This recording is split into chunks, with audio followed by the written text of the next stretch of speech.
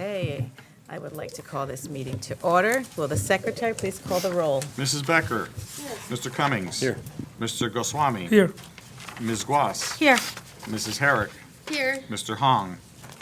Dr. James. Mrs. Reese. Here. And President Lax. Here. We have a quorum. Please rise to salute the flag.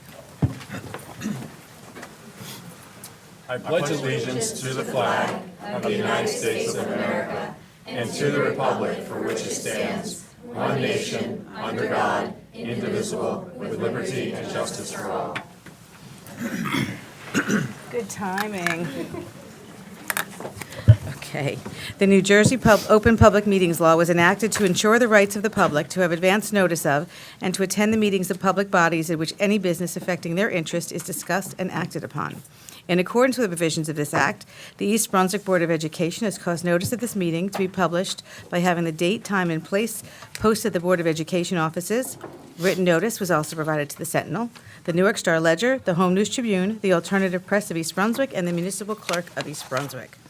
All Board of Education meetings, with the exception of executive session discussions, are videotaped for later broadcast. It is the policy of the Board of Education that videotape meetings are not edited for any purpose. Individuals who speak at the board's public meeting should be aware of these videotaping rules. Good evening, everyone. It is so much fun to see a full house, especially with our young visitors today and some of our older visitors. And we're going to start with the superintendent's report. So, Thank you, President goods. Lax, and good evening, everyone. The artwork on display in the boardroom this evening was created by students from Lawrence Brook Elementary School. The art teachers of these talented students are Michelle Lynch and Takara Naimichi. Rachel Weisinghorn is the interim principal. On Friday, December 6th, Irwin third graders invited me to attend their community's expo. At the expo, students gave presentations to their families in the Irwin School community about their dioramas. Each diorama represented an urban, suburban, or rural community. Those in attendance could leave compliments and enjoy learning from our students about their project. This expo was made possible with a grant for materials from the EBEF, and we are so grateful for their support. Along with Board Vice President Heather Guas and I had the pleasure of attending the Mu Alpha Theta Math Honor Society induction ceremony on Thursday, December 12th. And I must say, Dr. Bashir was there, of course, at the high school. Mu Alpha Theta is an organization of talented students who have been recognized for their scholarship and service. Each of the 67 inductees have met requirements for membership, including distinction in college preparatory mathematics, in addition to all other academic subjects, and have demonstrated their ability to work hard, as well as show initiative and reliability. These members have the opportunity to share their talents with their peers as they volunteer their time to provide countless students with additional help in their mathematics courses.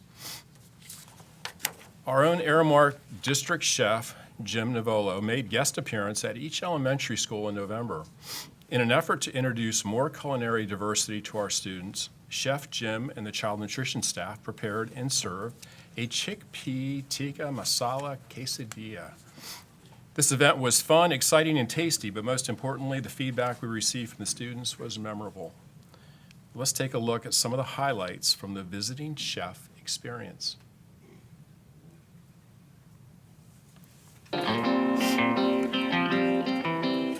Hi, I'm James Navolo, the District Executive Chef for Aramark.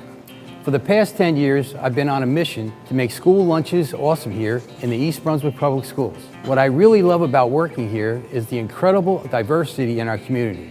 With students from so many different backgrounds, we have a chance to create meals that celebrate all those different cultures and flavors.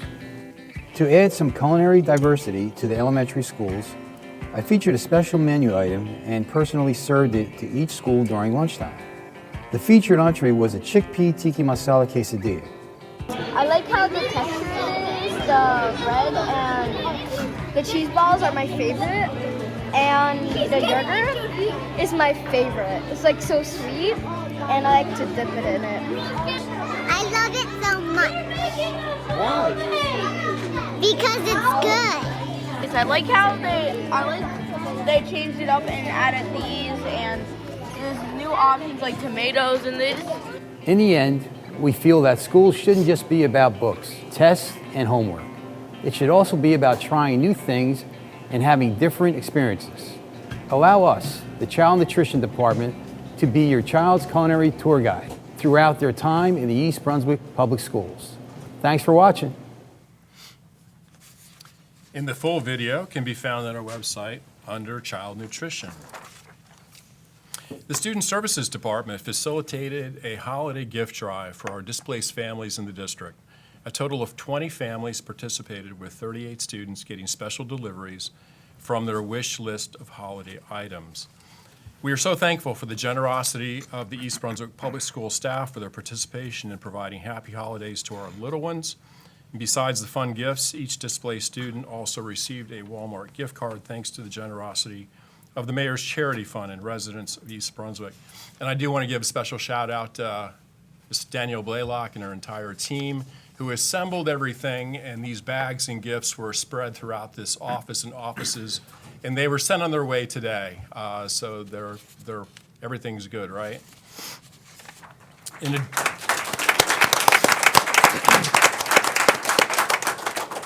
In addition, I would like to thank Aramark, who has partnered with us and our child nutrition team for providing tremendous grab-and-go holiday meals for these families as well.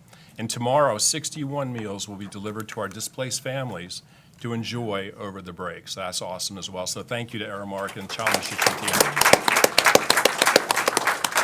Special thank you to our student assistant specialists who gathered all the information about the wish list items, and of course, as I mentioned, helped deliver all the goodies. Just a few reminders. Tomorrow, Friday, December 20th, believe it or not, will be a single session day with lunch served for students in grades K through 6.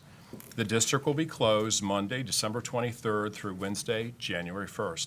School will resume on Thursday, January 2nd. And I'd like to express my heartfelt good wishes to the board, the community, and our entire staff for a healthy and happy holiday season. Thank you. Thank you, Dr. Valesky. So this is exciting. We have some champions in the house. Are We the students do. here? Yes? All right. You want to do this over there? I know the coaches are going to help us give them out. Yeah, What do why you don't we do? go ahead and we can move All around right. front. Thank you. Of course.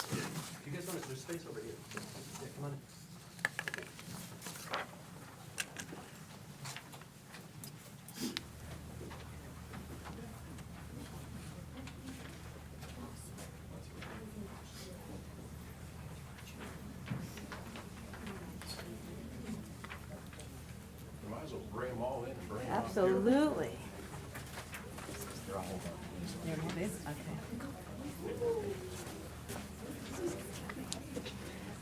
I love being around greatness. All right.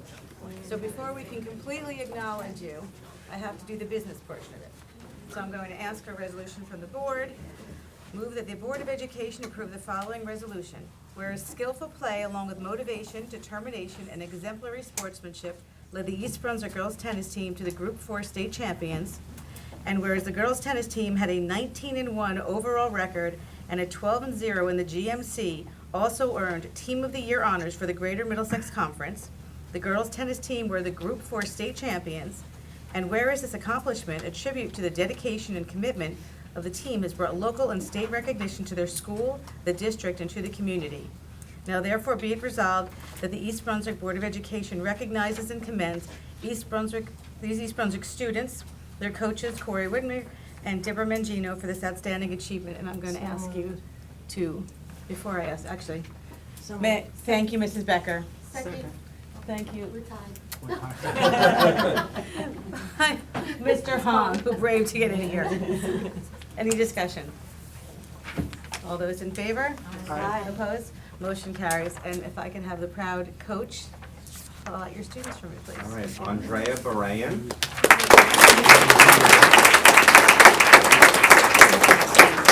Prisha Patel. Anvita Shankar. Sophia Klotz. Kellyanne Mossy. Caitlin Wang. Stacy Arkhipova. Simmer Reyna. Jasleen Surrey.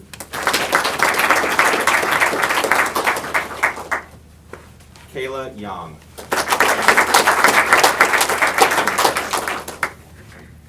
And Dia Guranath. Would you mind, I know they're not here, but just reading out Announcing those members, names. of course, yeah. Sophia Wang. Grace Shin. Maya Unger. Ria Joshi. And Shrupa Shah. Congratulations, ladies. You brought great honor to East Brunswick Public You Schools. did. And I like the cheat sheets on the back of the sweatshirts, that's what I Thank you, coaches, Thank too. you. Can we take a quick picture? Sure. And any parents that want to take pictures? Guys, we have to go smaller, like, so, yeah, we're a little too wide. Like, somebody get down, come, some of you get down in the front. Get down, put that so much. This will go smaller. We usually. We have experience. Oh, that's what I'll do on the side. Get those certificates up. Who do we look at? Who do anyone? Pick a spot. So who do we look at? Girl in the middle.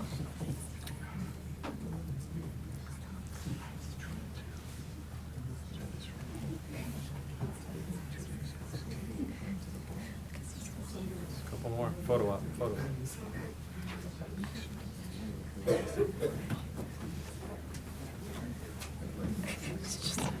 Great. Okay. Good job.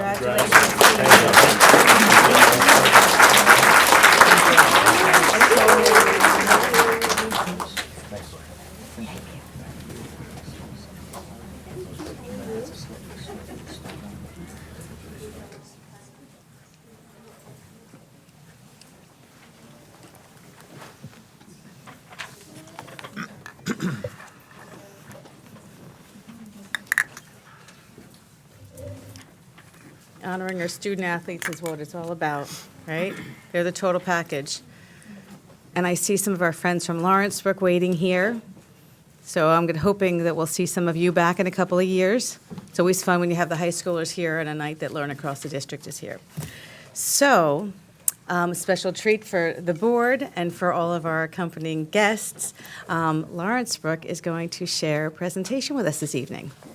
So.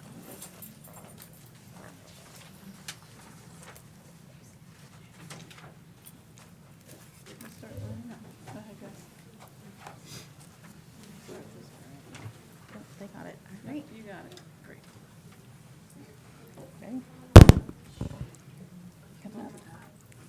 Good evening. Hi. My name is Andrea Ford, and this is Jacqueline Moore. We are special education teachers in the self-contained special programs classes at Lawrenceburg. We are also the advisors for LB Allies, our peer buddy program.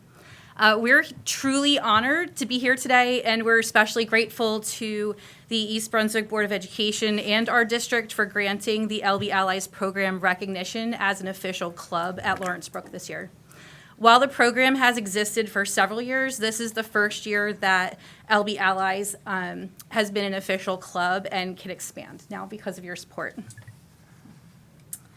The goal of the LB Allies program is deeply rooted in our Lawrenceburg mission to help all students feel included and valued. Our LB Allies foster a positive, welcoming atmosphere where everyone can thrive, learn from each other, and build lasting connections. Some of our allies are here tonight to share with you more about the essential role they play and why they have dedicated their time and hearts to this program.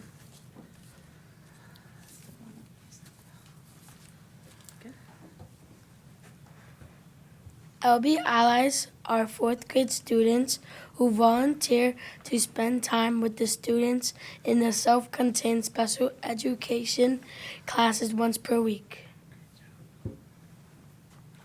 We attended weekly club meetings before the school day starts, where we learn more about our buddies.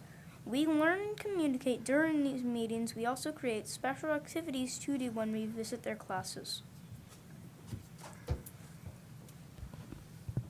In April, we go into every classroom in the school and teach all of the other students about acceptance and inclusion.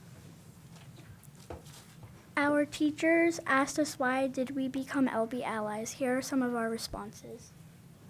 I get to help out other kids and help them learn to make friends. Because I like to help people, and this is helping people. I get to help other kids and have a great time, like coloring with the kids and doing other stuff like that. It's just so fun. They are so special and great kids. I think it's so fun to be a mini teacher, and when I want to be a teacher when I grow up, I think it's so fun to teach other kids that are so special. Please watch this video to hear how some of our buddies feel about LB Allies.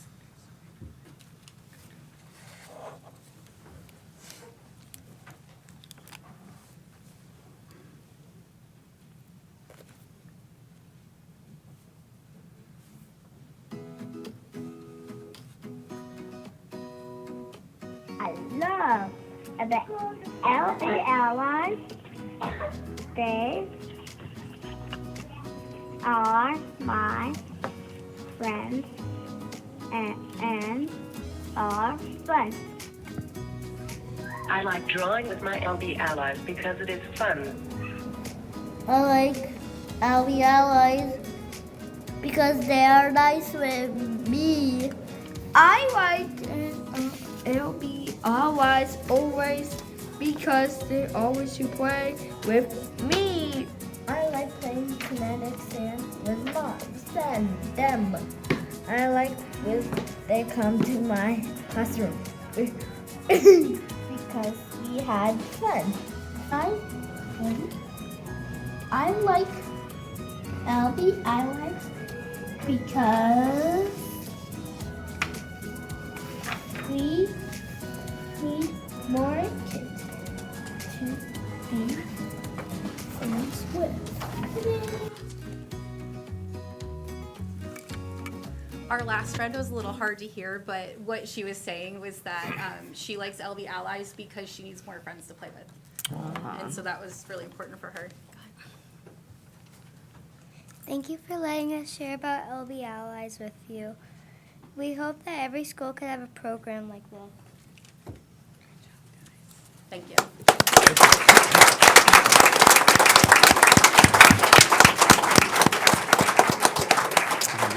Yep.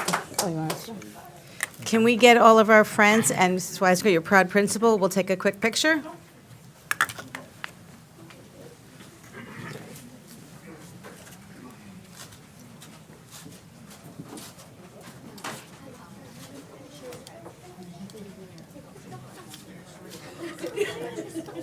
You know, all of you did a great job public speaking. That's really tough, just to speak in front of a big group like that. You guys did a great job.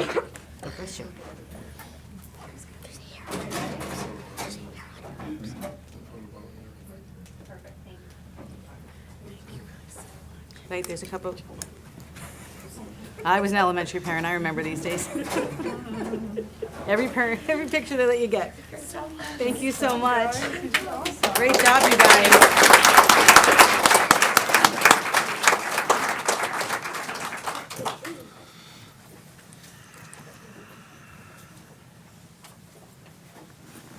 And thank you. I see Lindsay over there to the Education Association for providing us with these amazing learning across the districts. It really is wonderful for the board to get to see the kids in all the different schools that we don't necessarily get to see. I'm sure that you guys want to get home because there's probably 1,000 things you want to do before your last half day of school for this year. So I'm going to ask the board members to just stay up here if you don't mind, but we're going to take a minute recess just to let our friends that do not want to stay for the business portion of the meeting go on and get home with their evening.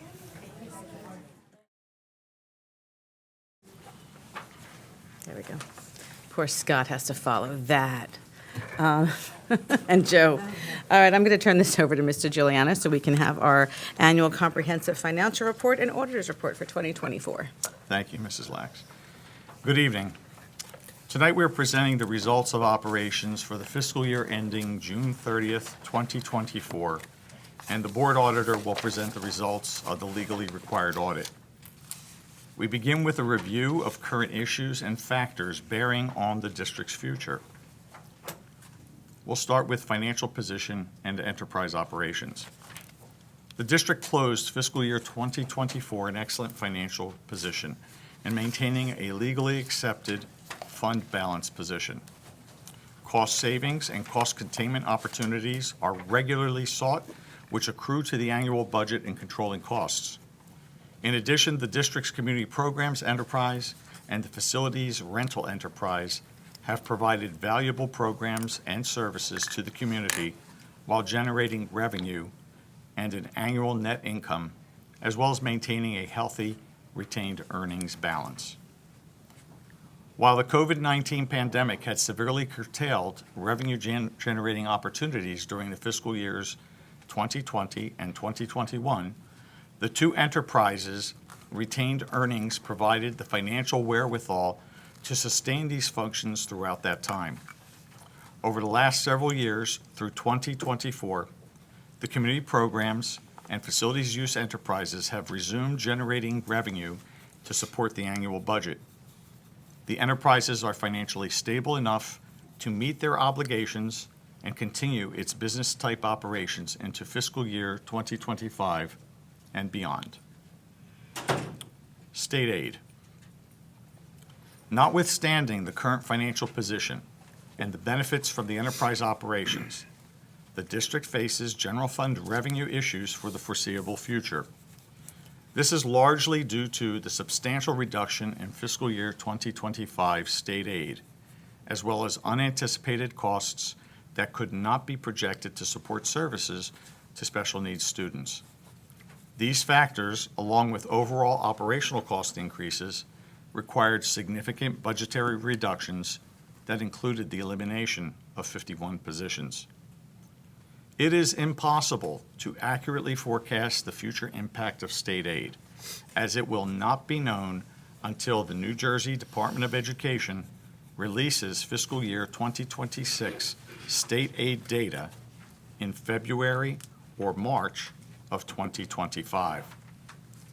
The state aid formula is complex and includes many diverse factors used in its computation. So what can we ascertain at this early date? Two things. First, district enrollment is higher than last year. Second, based on published reports from the New Jersey Department of Treasury, East Brunswick's equalized property values have increased to $10.228 billion in 2024 from $9.425 billion in 2023, an increase of 8.52%. Unless the state legislature and the governor modify the state aid formula, these two factors will have an impact upon state aid. Student enrollment. The district's demographic study was updated in January 2023 and projected grade-by-grade enrollments over a 5-year period from 2022-23 through 2026-27. The study's projected year-to-year increases in enrollment will have serious consequences on district facilities and class sizes. The study reports baseline and adjusted projections, the second one taking housing growth into consideration. The table on screen exhibits the study's enrollment projections. From the 2022-23 school year to the 2026-27 school year, the baseline depicts a 121 student increase, and the adjusted depicts a 443 student increase. Keep in mind that those projections are not actual enrollments. Now, let's review where the district currently stands with student enrollment. The next table on screen exhibits 2024-2025 actual enrollment in comparison to the 2022-23 projected enrollment.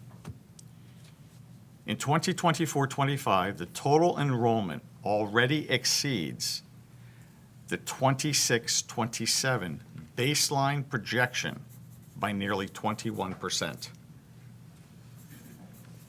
Prior to the grade level realignment, grades K to 5 class sizes were being pushed upward to undesirable thresholds, and the availability of classrooms for new sections was virtually non-existent. The grade level realignment approved by the board 3 years ago provided the foresight to make available sorely needed classrooms at the elementary level. Traveling up and down Route 18, we see major development activities, which include a substantial number of residential units. The Tices Developers Urban Renewal LLC project, known as Legacy Place on Tices Lane, continues to be ahead of schedule and is leasing apartments for occupancy. The number of students that development will ultimately yield is not known, but can be substantial. What we do know is that as of today, December 19th, 2024, the Legacy Place development has brought 65 new student enrollments, of which 42 are in grades K to 4. Also under construction is the Vermella East Brunswick Phase 1, located at the former Gap Store site, which was approved in October 2022 to consist of 306 multifamily units with a mix of up to 3 bedrooms. As we are already experiencing with Legacy Place, these projects and any additional residential construction will bring more students into the school district. Therefore, the information is critical to school facilities planning. Property values and taxation. For the fiscal year ending June 30th, 2024, local property taxes provided 73.26% of the funding to support the district's general fund operations. General fund operations are the regular operating budget. The general fund tax levy is the amount to be raised by taxes. Its increases are capped at 2% annually, plus possible adjustments as defined by the New Jersey Department of Education, such as are attributable to health benefit increases. Earlier, I discussed equalized property valuations. Municipalities across the state are at varying degrees of property valuation. Some are closer than others in maintaining property values at true value on their tax records. For East Brunswick, overall taxable property values are recorded at 18.83% of true value based on the certified table of equalized valuations for the 2024 tax year, as published by the New Jersey Department of Treasury, Division of Taxation. Payment in lieu of taxes. While the township government is pursuing significant redevelopment along the Route 18 corridor, it is our understanding that those developments to date will not be added to the regular tax rolls. Instead, those property owners have agreements with the township for payment in lieu of taxes, otherwise known as pilot. As such, those properties will not pay property taxes for a lengthy period of time, and they are not counted in the overall valuation of township properties. Instead, they will make pilot payments to the township. None of those funds have been dedicated toward the support of the school district. Additionally, the exclusion of pilot properties from the overall tax base affects the remainder of property owners who would not realize the benefit of pilot properties offsetting property taxes. Charter school. The charter school based in East Brunswick opened its doors at the beginning of the 2010-2011 2011 school year. Hatikva International Academy Charter School was approved as a grades K-5 school and has since expanded to be a grades K-8 school. It is unfortunate that this charter school was granted an initial charter several years ago in this suburban community, having one of the best school districts in the state, if not the entire country. The charter school did not serve any educational need then, and it does not now. During its 14 years, the charter school's existence has required the cumulative appropriation of $38,454,824 from the East Brunswick Public School District budget. This state-mandated diversion of local financial resources has come with significant and deleterious impacts to the school district and the local taxpaying community. The time has long passed to argue the merits of whether or not the initial charter should have been approved. However, the community should be reminded that the students enrolled in the charter school would receive a superior quality of education and supports if enrolled in the East Brunswick Public Schools. It is a fact that increasing amounts of this suburban community's local funds and state aid allocation must be diverted to support a charter school for which there is absolutely no justifiable educational need. So we'll get into results of operations next. And so at this time, I invite Mr. Crotchfeld, Director of Financial Services, to review the district's results of operations for the fiscal year ending June 30th, 2024. Thank you. So, yes, I am Joe Crotchfeld. I've been the Director of Financial Services for the district for the last 18 years. Been in the district for 22 and a half years. My 23rd audit that I've been involved with. Hard to believe when I still think I'm like 25. But, so just going to go over some of the financial highlights. It's important to understand that the annual comprehensive financial report is comprised of a number of different funds. In the reporting, everything that is shown in the report is governed by whether it's GAAP, which is Generally Accepted Accounting Principles, GASB, which is the Governmental Accounting Standards Board, FASB, the Financial Accounting Standards Board. Then we have to comply with state of New Jersey and also federal reporting requirements. So I'm happy to say we comply with all that. So I'll start with the general fund. The general fund captures the day-to-day operations of the district.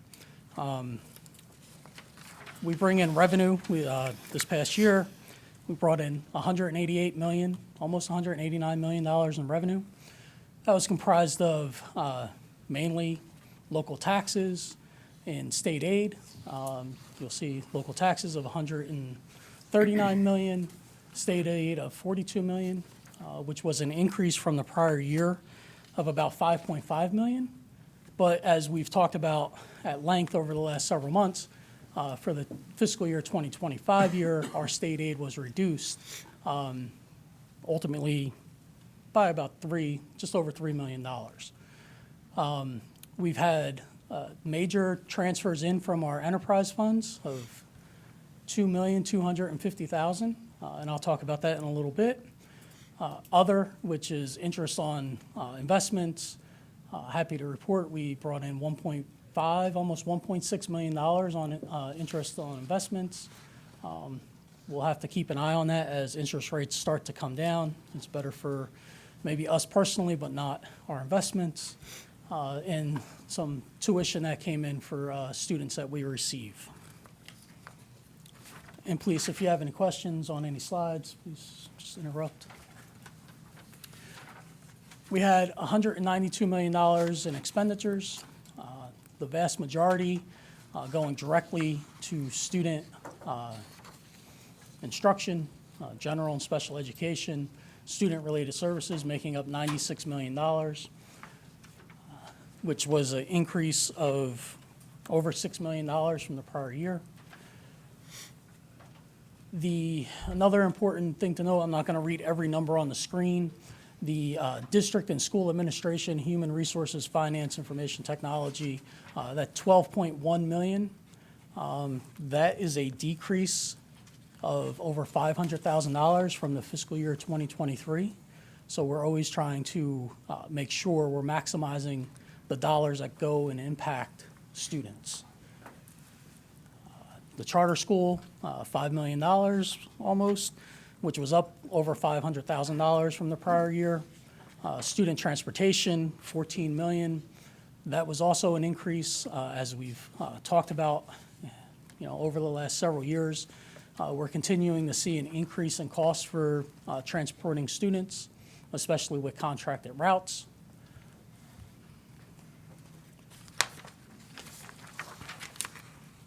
So the fund balance that you see of $18 million, it's not, it's different than a business where, oh, this is our retained earnings, this is our profit. That's not how it works. We don't make a profit in the general fund. These are balances that we must maintain. They're all legally tied. The most important thing to note is the bottom right-hand corner, which has the 2%. We're required to maintain a 2% fund balance, which is $3.8 million. Reserve for encumbrances, $1.8 million. That's a decrease from the prior year. Those are open purchase orders. Those are obligations that the districts has made at the end of the year, but the items might not have come in, or if it's equipment, maybe it's in transit, or small capital projects are not completed. Those purchase orders stay open. It's required because of budgetary accounting. Goes back to the GASB thing that I was talking about before. We have legally reserved for capital improvements. That's our capital reserve fund of just over $3 million. For FY26, we have $5.5 million. So it is a decrease. It's nothing to be concerned about. It all depends when projects are being done, the planning, where we are in the process of completing things. Unemployment compensation, we're required, not like other businesses, school districts are usually self-funded for unemployment. So we have to keep money in reserve. So we have a healthy balance there.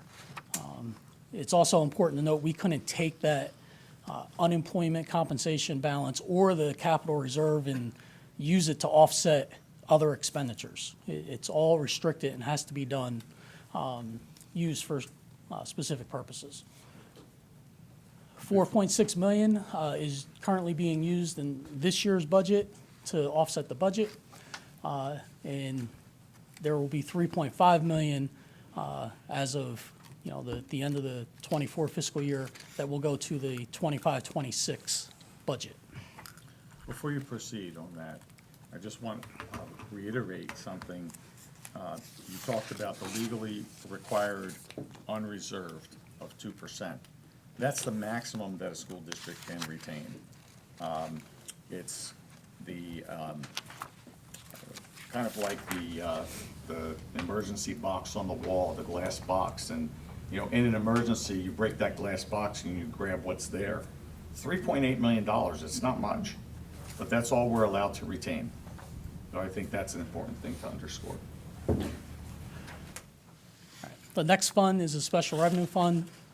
This fund accounts for all of our grants. It's used to account for and report the proceeds from grants and other financing sources that are restricted or committed to expenditures for specific purposes.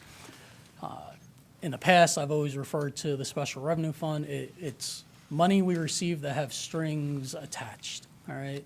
It's not money we just receive and we can do whatever we want with. We have to do very specific things, whether it's money from the state of New Jersey, from the federal government, even from the PTA. You'll notice on the agenda when the PTA gives us money, it's for a specific purpose. We have to ensure that we use that money for that purpose.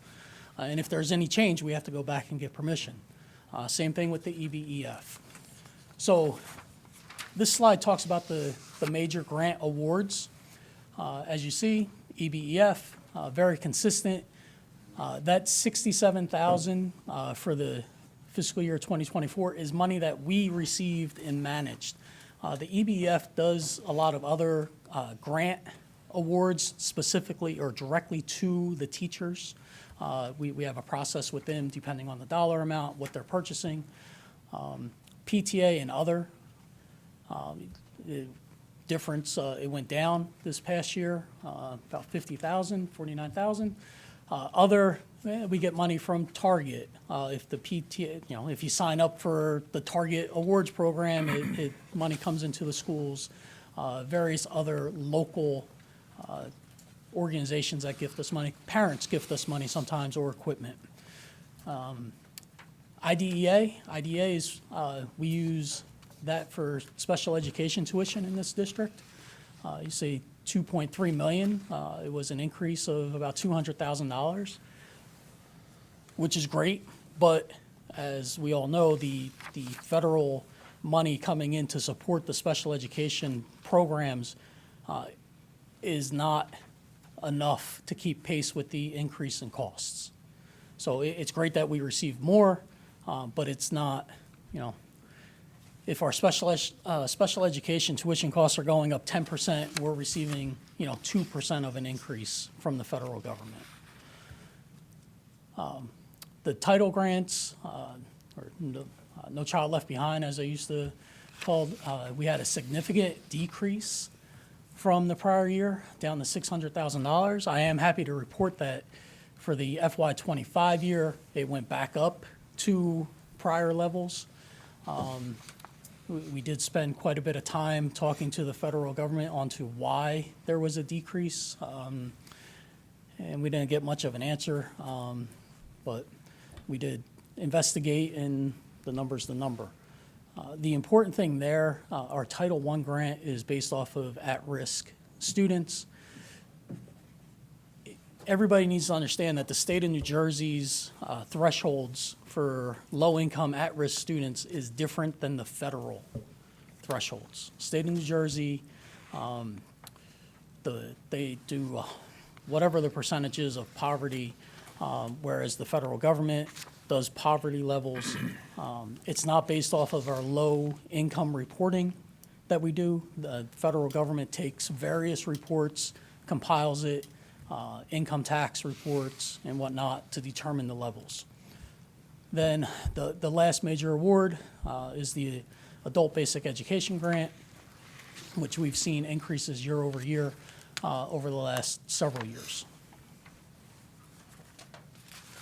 So Special Revenue Fund expenditures had about $63,000 from the EBF in expenditures. 98,000, and those numbers are small way over here, so 98,000 from PTA and other. The federal, you'll see a major decrease, went from 10.6 million to 6.6 million. That's a result of the COVID-related grant money coming to an end. All right.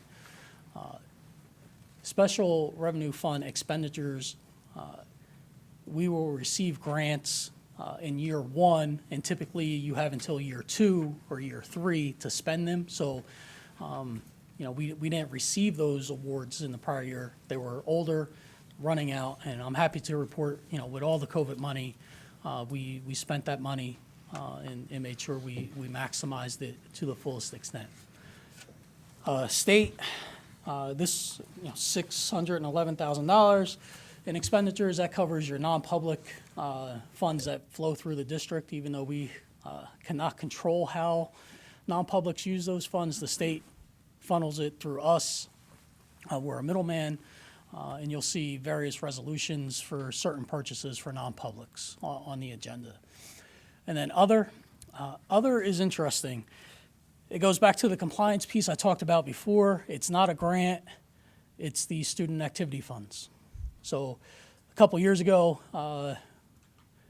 whoever, GASB, FASB, State of New Jersey, whichever, pick the one that you don't like the most, told us that we had to report the student activity funds in the Special Revenue Fund. Yes.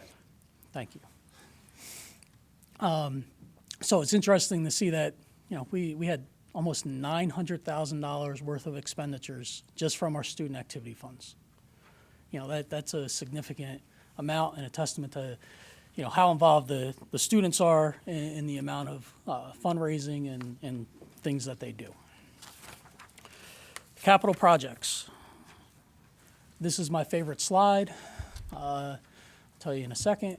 Used to account for and report financial resources that are restricted, committed, or assigned to expenditures for capital outlays, including the acquisition and construction of capital facilities and other capital assets.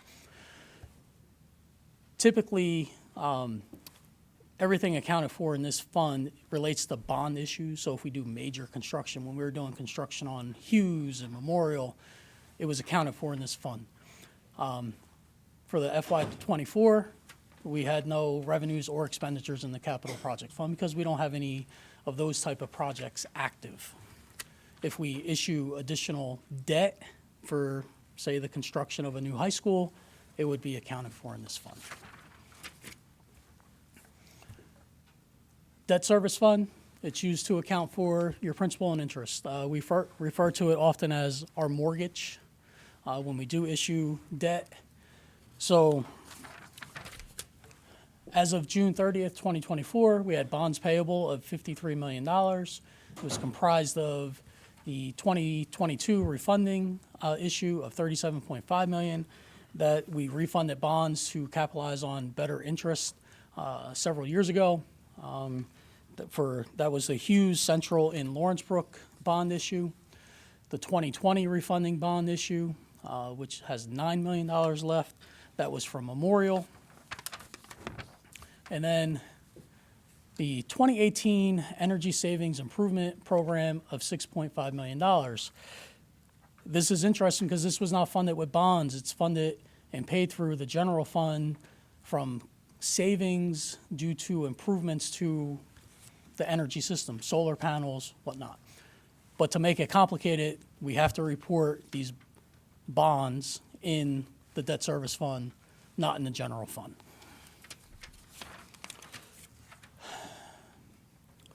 So the state of New Jersey limits how much we can take out in debt.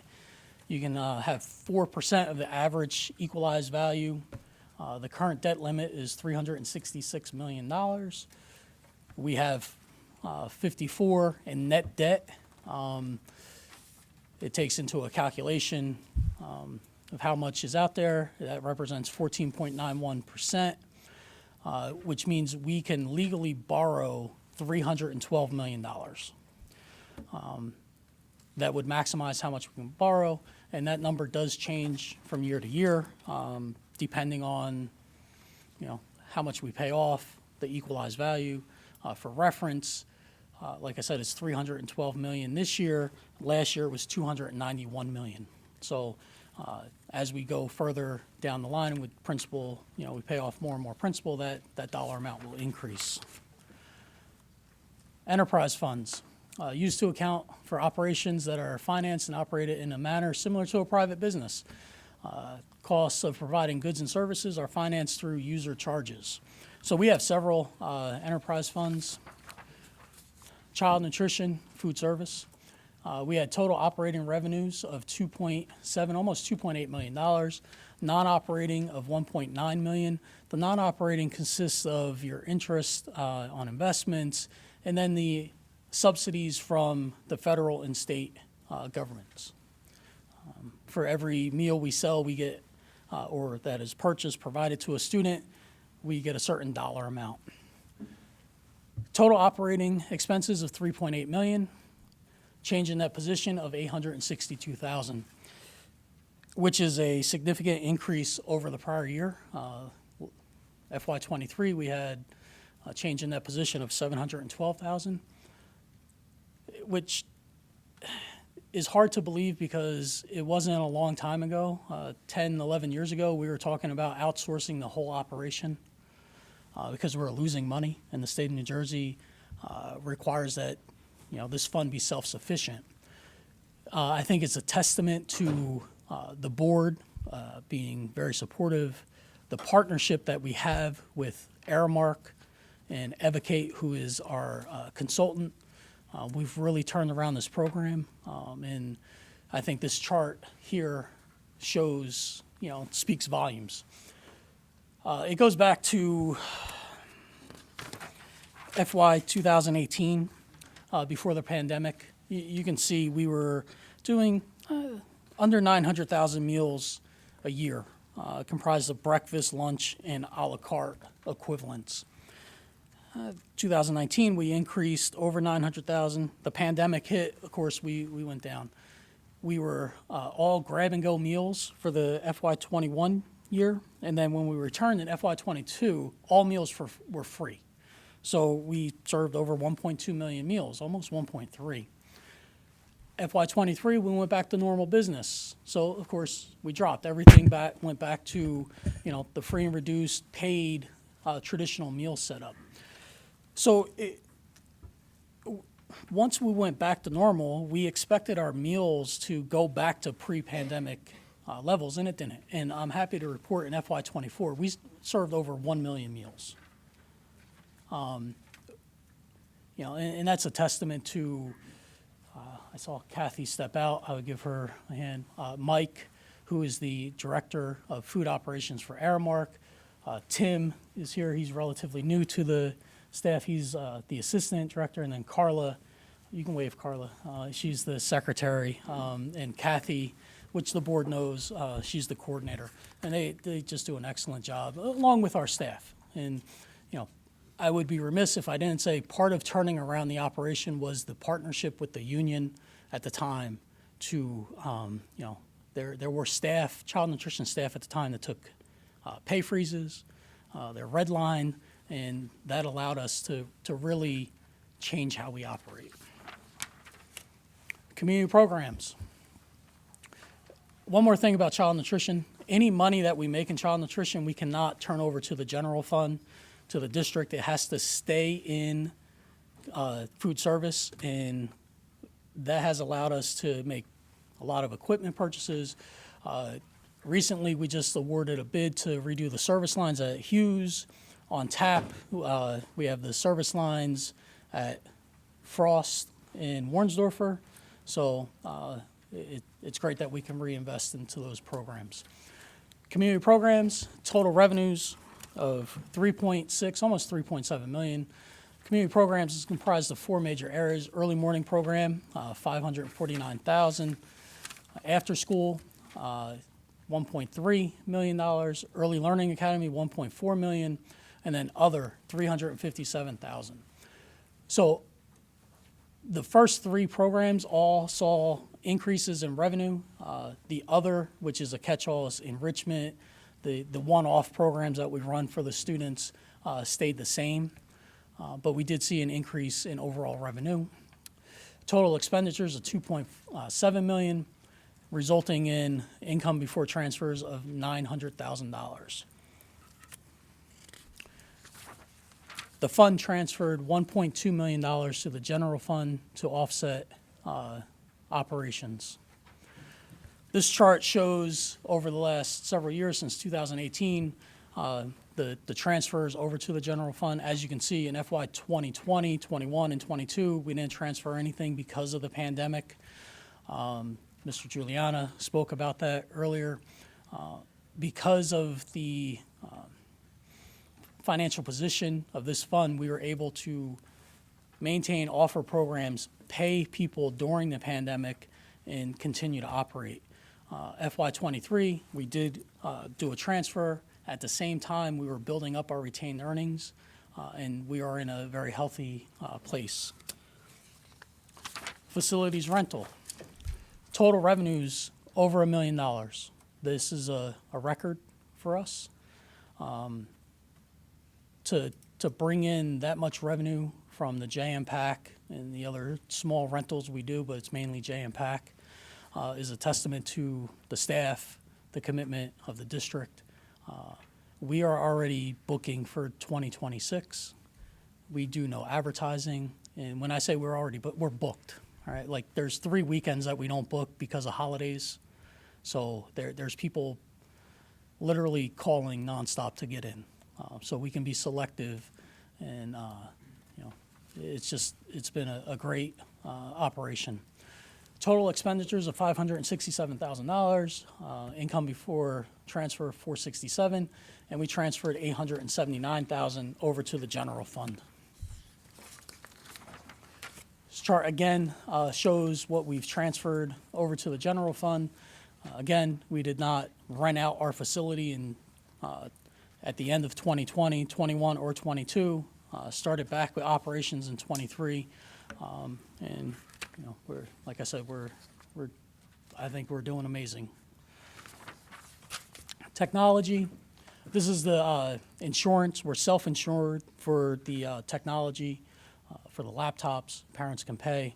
Brought in total revenues of $236,000, total expenditures of $119,000, income of $117,000. We did transfer $162,000 over to the general fund.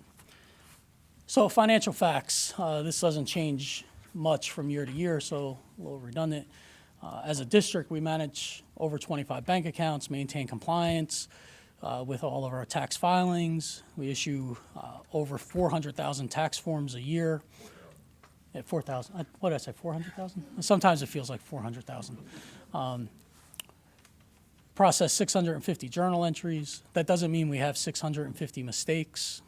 Journal entries is an accounting function, all right? So I don't want people to get the wrong idea. Process 7,300 club and activity registrations, 1,500 athletic and band registrations, 1,000 before and after school program registrations, 800 after school enrichment registrations, 6,900 purchase orders a year, 18,500 invoices processed, issue 5,500 checks, 37,000 paychecks are issued. That includes direct deposits, which as an efficiency, just to note, we don't issue many paper checks anymore. Everything's done direct deposit, try to maximize the dollars. 12,000 timesheets are processed, 10,000 attendance slips, bid and renewal requests for proposals. It's very intensive as far as what the requirements are, what we can award, how we can award it to ensure that we're in compliance, requests for formal quotes, and then all the student service providers. So, last slide. I'm sure some people would like to cheer, and other people, please wake up so we can finish. It's important to note that for the 11th consecutive year, we were awarded the ASBO International, Association of School Business Officials International Certificate of Excellence in Financial Reporting. And for the 9th year, and 9 out of 10, the one year was due to COVID, we were awarded the Certificate of Achievement for Excellence in Financial Reporting by the Government Finance Officers Association. So those awards are totally independent. We send the reports off. They judge it based off of their criteria. It's something that we're very proud of. We were just working on the paperwork of submitting the report again for both organizations. So high hopes of receiving those awards again. So that's the presentation. Before any questions, I do just want to recognize Tara and Lori are in the audience. Tara is the Senior Manager of Accounting. Lori is the Manager of Purchasing. And along with the other staff that are not here, I can't express how grateful I am for their hard work, how proud I am to be a member of the team, and it's truly a team. And yeah, just very fortunate. I think we as a district are very fortunate with the level of staff, the level of education, the amount of CPAs we have on staff is something that goes unnoticed sometimes, but it should be recognized. Absolutely. Could you ladies stand up? So we can... Thank you.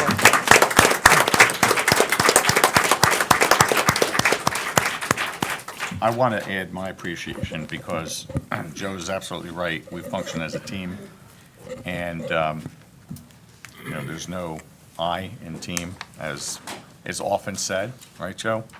Yeah. And I want to also extend thanks to Joe, because this is Joe has been Joe has been a great person to work with over these years, and as well as with Tara and Lori. We have longevity. I mean, there's a lot of history in this team, and knowing, the ins and outs of the district. So that helps a lot in terms of, the planning and compliance. Because that's one of the things I say pretty often, when we have the opportunity, and that is, finance is, for us, a completely compliance business. We are scrutinized annually.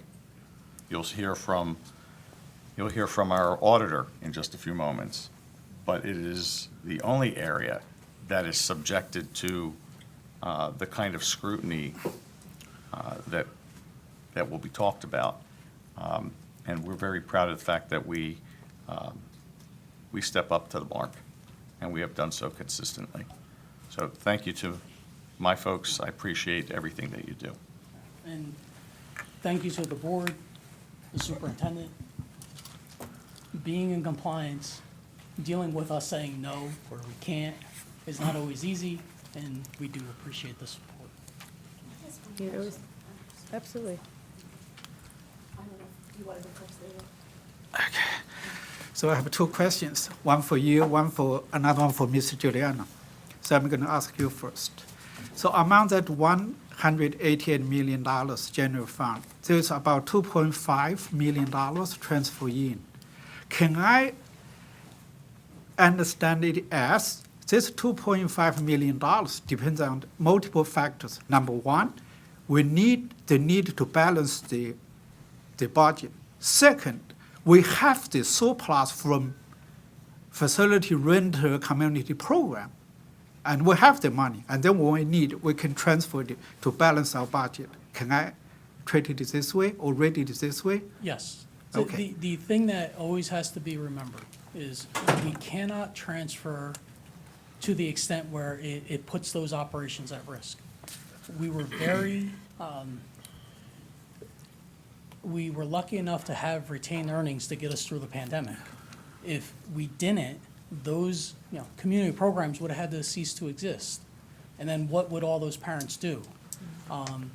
Facilities rentals, we could have recovered a little bit easier, but I think about community programs. The board supported the planning of keeping a healthy retained earnings to get through, because at the time, if you recall, we were required to pay staff even though they were not working. All right, that was something that was very clear, that was the direction, and we were able to do that. If we did not have a good retained earnings, it would have been disastrous for this community. So it's saying, oh yeah, we have this money, let's use it over here because we need it, but we just can't grab it. There has to be planning. There has to be, some conservative thought, and not just looking at what's right in front of us, but a year out, 2 years out, 5 years out. So I personally a big supporter of the community program. So I want to state it again. The community program is not just bringing the financial addition to our budget. Most importantly, this program provides our students a new opportunity to learn new subject. Additionally, provide their parents the help they need for their child care need. So for those reasons combined, if possible, we should enlarge the community program. So that is my personal opinion. I cannot give enough credit to Emery and her team. They are doing beautiful job, helped us as public school district, help the parents, and help the East Brunswick community. Okay, now it's my question for you. Okay, so you mentioned the pilot program, pilot property. I believe they are paying tax, but the tax go to the pilot fund. That's correct. And they don't pay the school tax. Let's say this way. That's correct. That's what I reported. My question is, when the state or Department of Education, they do the so-called equalized property for East Brunswick, will those so-called pilot property include those equalized property for the community? If it does, we got screwed. That's the way it is, because you increase the equalized property when do the school funding formula, but we don't get school tax for those so-called pilot property. They end up with huge difference. So I don't know, you may not have the answer, but at least force us to do some homework, find it out. Yeah. If those pilot property was calculated or included the equalized East Brunswick total property value. So that is my question and my comments. Thank you. Sorry, rewind back to community programs for a second. I know we were down for morning care and the Ask, right? The Ask Encore, even after COVID, because more parents were working from home, they weren't bringing their kids in. But this year, we actually made a larger contribution, right, from community programs to the general fund than even in the past. So are we, I can't remember where we were last year compared to this total revenue. Are we back up to pre-pandemic level now, or we just contributed more over to the general We fund? contributed more. Okay. You know, the first year coming, which was FY '23, coming out of the pandemic, we were conservative on how much we transferred over to the general fund, because we need that retained. We had to build back up that retained earnings. We went pre-pandemic 1.5 million in retained earnings down to like $100,000. So it takes time. It's also, enrollment is still down from pre-pandemic, but costs are down because it's all labor-driven. You know, we try to stick to a 12-to-1 ratio with students, depending on the program. That's not all programs. It all depends on what's going on with the program. So the more students we have, the more costs we're going to have. But we do gain efficiencies, and it's constantly monitoring it. You know, and I agree. Anne-Marie and her team does a great job, but it's not just community programs. Financial services has a huge oversight in that. And, you know, I am fortunate enough where community programs reports to me. And there's a lot of conversations of reviewing numbers. What can we offer? What are we doing? What can we do different? How can we save money? How can we expand? Can we get another classroom for ELA? Can we get 3 more classrooms for ELA? You know, those are conversations and balancing the need of all the district and those parents that are looking for childcare. So I would just want to add, you know, to reinforce on that point, because the enterprises don't function as an island. There is real integration to make sure that there's balance and oversight, and making sure that, you know, the ideas that are coming out to provide programs are good for kids, but also good for the district. And I wanted and to. cheaper than any competitor Absolutely. in town. It is the best deal in town. But I also want to add to Dr. James's question regarding where the numbers are in terms of the Ask and the early morning program. On balance, when we look at the Early Learning Academy, we've got waiting lists. We don't have enough space to be able to support what the parents are asking for out there. So, you know, if we had the space, we'd be able to, you know, fill those classrooms. Thank you. Gentlemen. So, about the facility rentals, so I am one of your customers too. So Thank you. I will just want to thank you for the entire team, because there are few names I would like to take because those names were not taken. So first is Chetna Mohapatra. She is wonderful and she will follow up until you pay the money. So, Yes, she will. She so will. you cannot get into the building until the money is fully paid.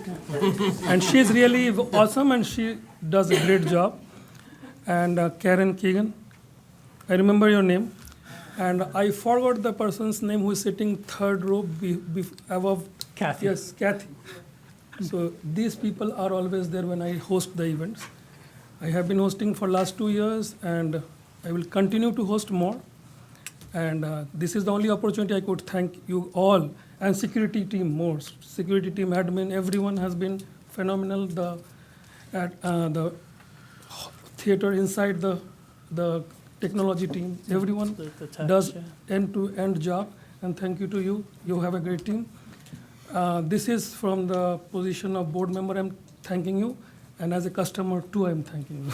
Well, thank you. So hopefully, maybe next year I will also get some availability for other events coming up. Book up quick. Thank you so much again. Thanks. This is the best theater in around the area. I agree. Thank you.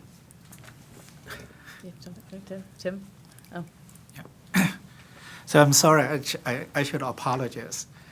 I should thank you, Mr. Giuliani, and the team. The entire team are doing a beautiful job to keep such a very complicated system under control. You know, I spent quite a good time trying to figure out how difficult this is. It's still challenging for me. Thank you. Just now I forgot. I should thank you first before I ask you a question. It's my fault. I'm sorry. You were right. It's a very complicated thing, and there is a reason why I have no hair. Yeah. Thank you. I'll get that out of the way. You and your team. It really is quite impressive. I know you don't have a crystal ball, but do you have any inklings? Are you talking about how a change in the federal administration may impact us moving forward? Just everything I see on social media, which is, depending who you listen to. So, you've read, for example, one of the things that has been bantered about has been the potential block grants. But there's no way to know how that block grant, if it were to come about, how that gets divvied up. So you're right with what you initially said in terms of not having a crystal ball. We don't have that. We can just guess, and you may as well just throw some numbers on the wall and throw darts at it and see what you hit, because there's no way to project what that would be. And much the same as with the state aid, just, what's coming from the state without what might be coming from the federal government. We don't know what we don't know. The state doesn't share any of that information.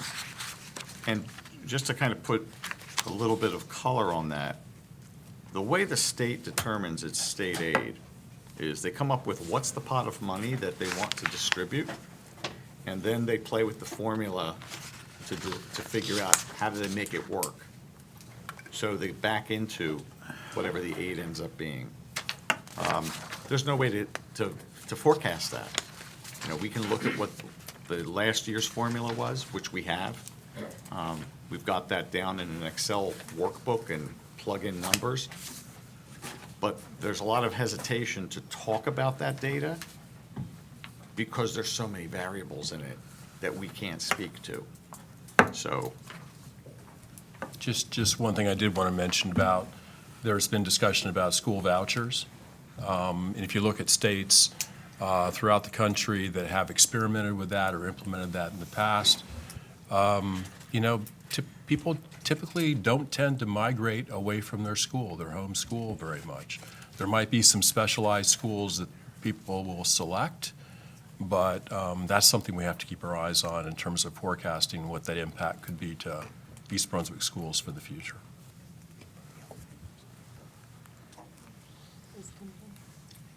Yeah, I think so. Any other questions?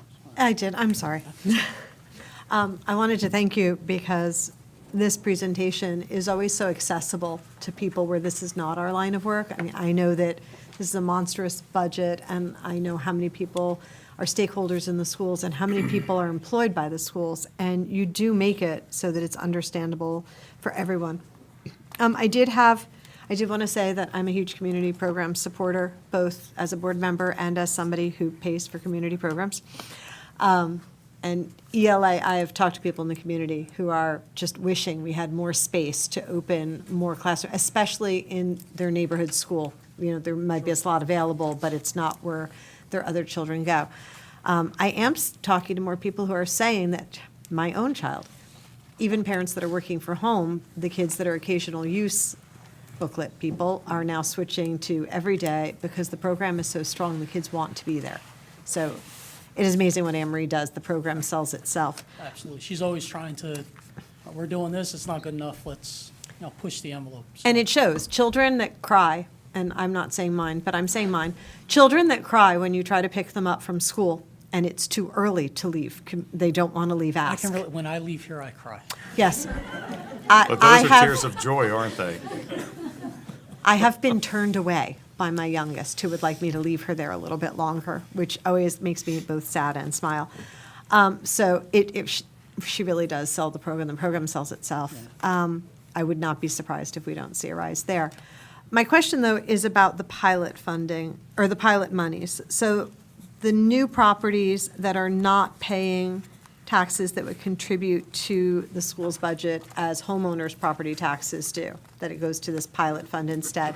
You said that this could go on for a certain amount of time. Do we have any estimate for how long they will not be, like, are we aware of how long they will be doing payment in lieu of taxes? Unfortunately, the township doesn't consult us or share that information. And it vary, it would vary on the agreements, it depends on what the agreements are between the parties, but we don't have that information. And I wouldn't venture a guess on it. Is this generally a few years, or is this? Generally, they're 20 to 30 years in length. That answers that. Thank you so much. Can I just jump in there? Thank you and your staff, you all do an excellent job, and your presentation was great and very, like Ms. Squaw said, very easy to understand, so I appreciate that. I'll jump in on the pilot only because for New Jersey school boards, we had our delegate assembly 2 weeks ago, and one of the things that they brought to the table that many towns or that many school districts would like to see is that a representative from the board or the school administration have a seat at the township table when those pilot agreements are being made with economic developments. And I think actually the vote there got like 100% to 0. So that's something that we're telling New Jersey school boards, look, we want you to, we want you to go out and tell the state and the townships like that this is something that we are passionate about. We think that we should have a seat at the table, at least even to know what to expect, right? Like we shouldn't worry or have to think about how this is affecting our incoming, students, current students and incoming. We should be able to be prepared and know exactly what it is that's on the table when these pilots, or these economic developments are coming. So I'm hopeful that maybe within the next year or so we'll see that. I don't think it's out of the realm for us to go to the township and ask if we can have a seat at the table. We'll see. To be determined, I guess. But, I did reach out to admin to ask Dr. Valesky and Mr. Juliana earlier after this had happened if we had been approached and asked to be included in discussions. And as far as I can tell, we haven't been. So maybe we'll try. Thank you. Thank you. So Scott Cleland from PKF O'Connor Davies is our independent auditor. And Scott, I turn this over to you. Thank you. I appreciate the opportunity to be here tonight to present the results of the 2024 audit. It's actually nice to be doing it in December again, as opposed to January, February, and sometimes March over the last couple of years, due to the fact that the state was kind of delinquent in getting us the information we needed to finish the audits. So your audit will be going final. It's gone final yesterday, so it's gone out the door, or actually today is the final date. So your report is going final. The due date was extended this year till January 15th, which obviously we're going to be well in advance of that. And that's, again, we had to pick and choose which of our clients we thought we could get done before the end of the calendar year. And obviously, with the strong administrative and management staff you have there, it was an easy choice to say, let's get East Brunswick out the door before the end of the calendar year. Before I get started, I want to thank Dr. Valesky and Mr. Juliana, as well as Tara and Joe for all their work during the audit process. We ask a lot of information from them. They have to fill out a lot of forms for us. They meet with us throughout the course of the audit. We're here for several weeks. And as Joe mentioned, it's not just looking at a checkbook. We're looking at a lot of different areas. We're looking at controls that you have over the processing of transactions, which are important. How do you prevent something from going wrong? We're looking at your cash receipts and revenue cycles. We're looking at your purchasing and accounts payable cycles. We're looking at your payroll cycles, which is obviously the largest cycle you have here, because that's where the majority of your dollars come from. And we spend a lot of time, and I don't want to criticize Joe, but we do spend most of our time with Tara. So she's the real cog out there, and next year she's doing this presentation. But anyway, it's a great, as Joe continues to say every year, it's a great team effort that we feel we get here as well. When we come in, we know if we have a question during the audit process that we can go to someone here and we get an answer that's reliable. And I can't say that about every district that I do audit. Sometimes you have to talk to 10 different people before you get the answer you need. Here, most of it's sent to Joe and Tara, and within a few minutes, they're down in the office we work out of and providing us with the answers or an explanation as to why something was done in a certain manner. And that makes the audit process very, very easy from a team perspective as well as putting the financial statements together. And I'll say it again, there's not any other district that I audit, and there's about 15 or 16 of them that are personally mine, where I actually get up here and tell you what we do from an audit perspective as opposed to reading you the numbers.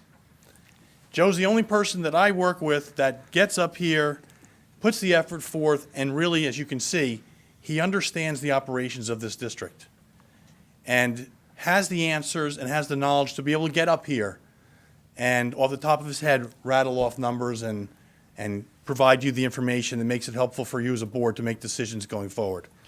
So again, I want to give Joe kudos again for being able to get up here and do that, and that's technically what's supposed to happen in the audit process. I'll get questions from a board as to, well, how'd you come up with that number? Well, that's not my number. It's your number. I have to look at whether it's right or not. Here, I feel like I'm actually looking at a number and saying, that's right. I didn't create it. You did. They're your financial statements, not mine. I have to put an opinion on it as to whether those numbers that are presented to us are accurate, materially accurate. Anyway, here we are again with another audit, and as I mentioned, filed on time, well in advance of last year. I've already recognized the staff. You have a large district, as the numbers presented themselves, almost $200 million, if not more. And it's not just one area. There's different funds. They all have to be accounted for differently. And we as auditors have to abide by the regulations that are set forth by the Department of Education that are placed on us to make sure that we do the procedures necessary to make sure that districts are following the compliance regulations. And it is very, very highly compliance regulated. These are all the areas that we touch upon at a minimum. We look at your general and school administration, how costs go into that, instruction costs, how your transportation money is spent, your enterprise operations that Joe went through, capital improvements, debt service, and your internal service operations. So we're looking at each fund separately, and each has its own purpose and restrictions. What's the objective? Kind of mentioned it already. We're going to come in here, uncover, look at different transactions in all your different areas, look at your final numbers, look at how the operations were run. We're going to put all that together, and then we're going to render an opinion. And we're following generally accepted accounting principles in rendering that opinion. And if there's things that are not accurate or not off, it could render something that would be other than an unmodified opinion. Your district has received an unmodified opinion, which is a clean opinion. We also, as part of regulation and compliance, we also have to test governmental internal controls in place at your district. And we follow government auditing standards in doing so, and then we have to report back whether we had anything that we identified as being a finding that needs to be brought to the attention of the administration or the board. And I'm happy to report that there are no findings again this year in the audit report under regular standards or as under governmental auditing standards. And then lastly, we have to spend time annually looking at your federal and state grants. And it's not the same grant every year. It rotates based upon whether the federal government says it's a high-risk program and wants us to look at it. This year, from a federal grant perspective, we looked at your ACERS program, which is the 25 and older kids that are 21 to 25-year-old, I think they are, right? That you have to still fund. We looked at that. Years ago, last year and the year before, we spent a lot of time looking at your ESSER money, which now is no longer there, so we did not look at that again this year. So we have to look at various federal programs and state programs to make sure that the money you spent for those programs were in compliance with the state or federal regulations. The CAFR that I believe you received a copy of has 4 sections: introductory, financial, statistical, and single audit. The introductory section is really your section of the report that provides an overview of the district. The financial section is the area that we look at from the financial numbers. The statistical section is 20 different pages and 20 different tables in there talking about tax levy, debt limits, and so forth. And then the single audit section is the area that talks about the federal and state grants that we looked at. Audit results, the opinion we're placed on the financial statements is unmodified. That's a clean opinion. District is in good financial position. There are no material weaknesses or significant deficiencies identified during the course of our testing. There's an unmodified opinion or a clean opinion on our testing of your state and federal grants. And then no other matter findings identified in our procedures and will not be reported in auditor's management report. Therefore, there will be no required corrective action plan. With that, I'd be more than happy to open it up. And again, you have, as I keep hearing and I see for myself, you have a very, very strong accounting group here, which makes everyone's life a little bit easier. So with that, I'd like to open up to any questions you may have, and thank you very much for allowing me to present tonight. Thank you, Scott. Scott, how long have you been with us now? Oh, probably about 10 years, maybe? 10 years, yeah. Probably about 10 years. And This is you my was- 40th year doing these audits. And in these years, you're always impressed. You're always giving accolades to Bernie, to Joe, to their departments. It's nice to hear. It doesn't get old. So Yeah, it's nice to do the same presentation every year, pretty much. It is, because I don't think, and unless you're in the financial world, I don't think a lot of people really understand when you talk about the unmodified and clean and all the accolades that you give us, and you give these guys, and when I say guys, I mean their department. It's not something, I'm sure you don't see, this is not in every district, correct? Am I correct? You're absolutely correct. So we Absolutely really correct. are. Okay. So, if I could, I just want to add one thing. Scott has been the partner in charge of our engagement for the last 10 years. We've had different seniors. It's not the same person on the ground doing the audit, testing, managing the report. Ultimately, Scott is a partner of a major firm, but there is a rotation. So, I just want to make that clear. And the importance of that is that you don't have the same people looking at what we are doing year after year. It changes it up, it gives Fresh different. eyes. Yes, fresh eyes, exactly. And that's I will really also important. make the comment that we don't run from our problems. If we do have an issue, we don't hesitate calling to try to find guidance. If we do have a problem, we have audit findings, we've had audit findings before, we are not perfect. But we take immediate corrective action and we try to address and approve. I've said this in the past, we strive for perfection. It's not always obtained, we are not perfect. But when issues do come up, we don't ignore them, we address them. And, sometimes it's very effective. Oh, there's a problem, let's be better, So I just want to make that clear so there's no misunderstanding from the public standpoint. And even beyond, if there's a problem, there's a lot of proactivity that takes place. As we talk about issues that may be unique, we'll reach out and consult with the auditor beforehand. How do we handle certain things?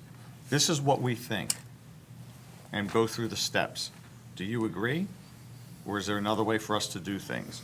So we engage, this is not a once a year, hello, come in, do your thing and leave. We're constantly engaged with Scott and his team. And that's really, I think, an important piece of being successful at what we're doing. Yes. Lewa? So Scott, thank you very much. Give us a peace of mind. So my question for you is, if there is any finance mistake or irregularity, are you going to find it? We have almost $1 million transactions every year. So if anything, is abnormal, are you going to find it? We're going to find anything that's materially misstated in your financial statements, which is our requirement, yes. Okay, thank you, give us the confidence. You have been with us for 10+ years. So I'm sure you are doing the similar things for other school districts. Can you give some example, what kind of mistake or the abnormal the other school district did and you caught? I could go on for an hour or more with that. So we've had issues with federal and state grant programs not being spent properly and actually question costs because we found that there are certain costs that were incurred for a federal program where they weren't allowable, and we had to question costs, and they ultimately had to give the money back to the federal government. We've had issues with purchase orders not being properly approved. We've had issues with quotes and bids not being done properly. We look at a wide range and wide variety of things that we're focused on from a state perspective as well as from a accounting perspective, that we have certain obligations as an independent firm to perform certain procedures. And we also do certain procedures, we change them up every year too, so they're not the same exact procedures every year because we don't want to get into a situation where clients know exactly what we're coming in here looking for. So Okay, I'm very confident that if thank you. something material It's came up, easy we'd enough. find it. Thank you. Thank you very much. Okay. Thank you very much. Thank you so much. We appreciate it. It's good to see. Oh, did I miss? Oh, sorry.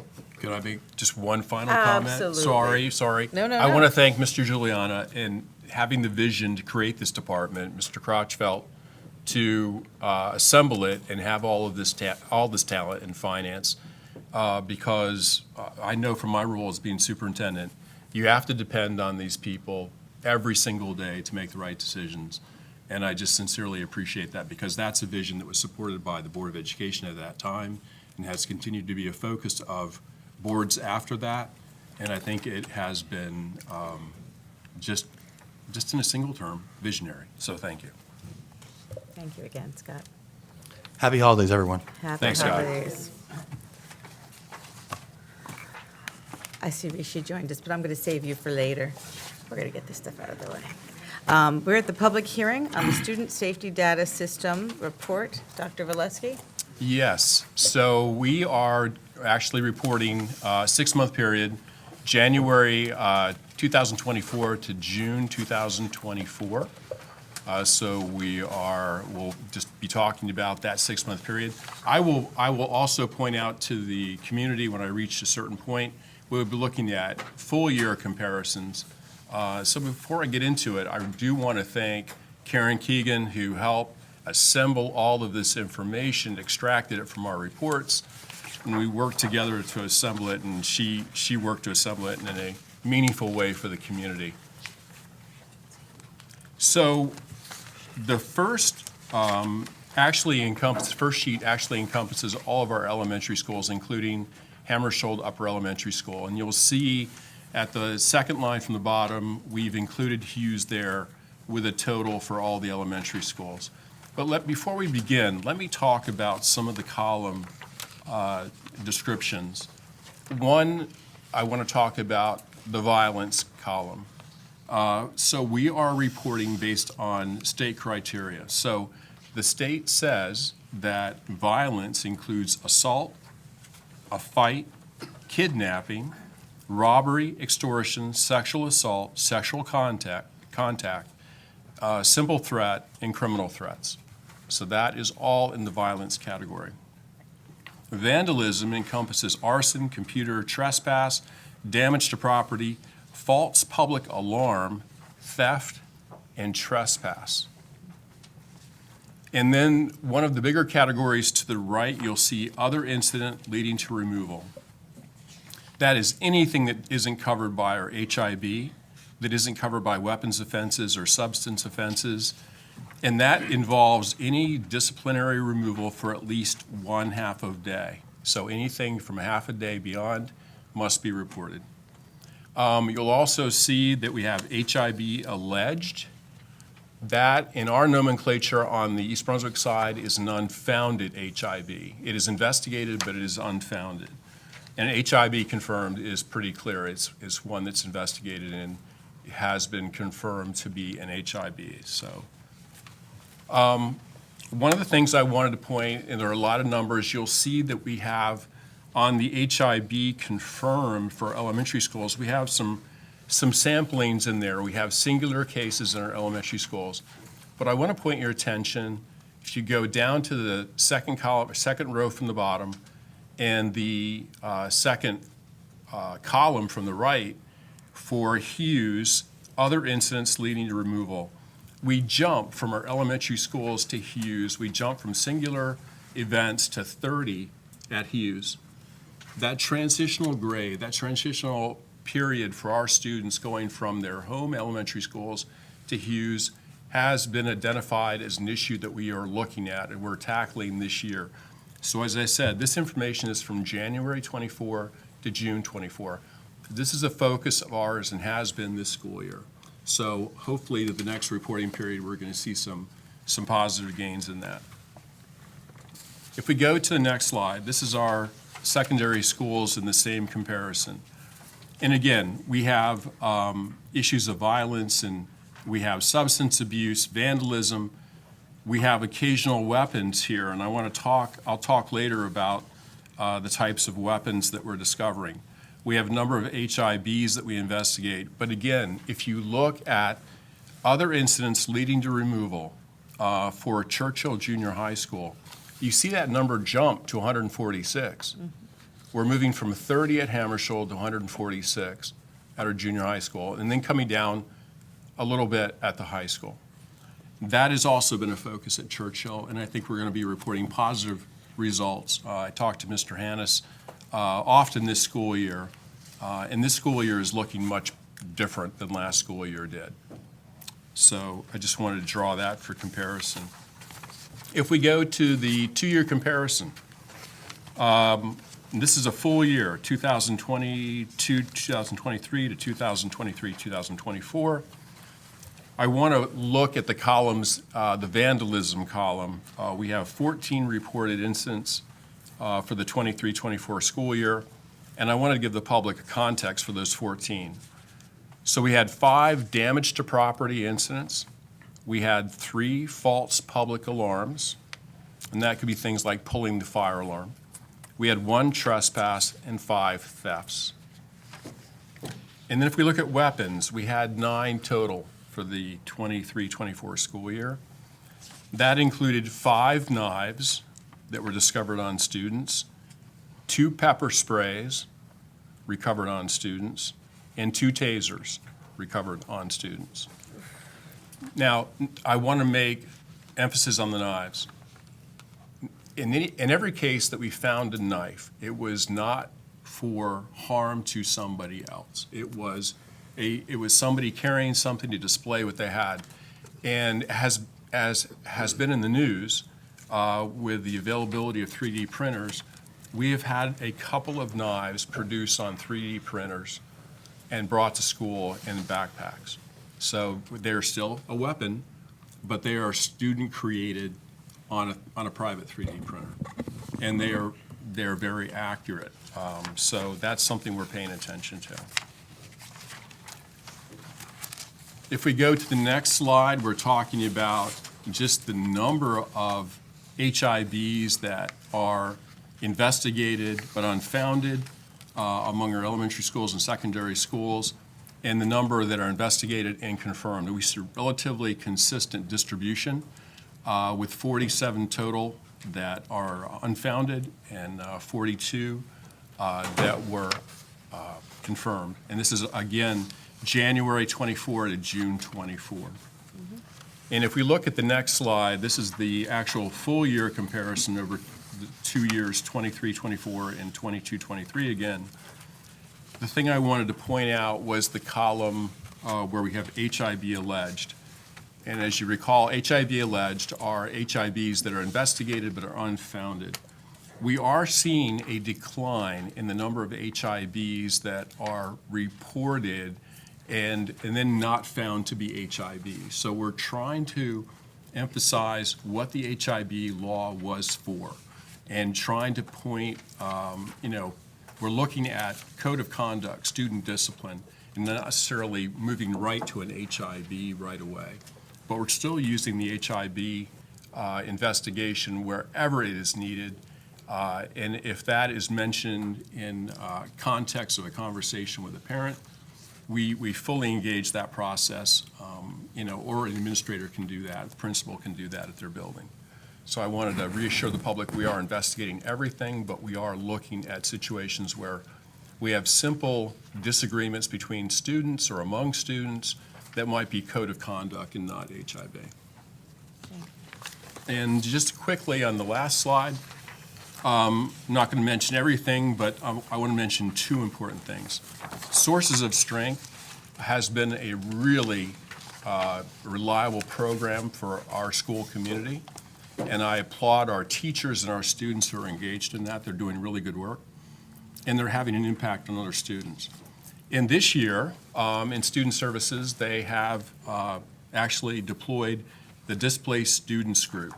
So as our displaced students grow, and we mentioned earlier in the superintendent's report, the number of individuals and families who are getting gifts for the holidays that they normally wouldn't be able to get. This is a very unique group, has very unique circumstances that are out of their control. So hearing their voice, working directly with them is another very effective way for mediation of student conflict. So I applaud everybody for doing the work, and thanks, Karen, once again for assembling all this for this 6-month hearing. So that concludes the presentation for the hearing. Do they still do the sources of strength, the trainings? I do.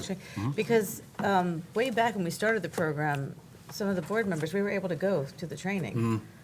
So I Yeah. don't know if you would open that up again, because some of the board members might enjoy it. Yeah, that wasn't that long ago that we did that. I think No, it was 2 or wasn't. 3 years, maybe 3 years ago we did it. No, it was Over- before COVID. It was before COVID.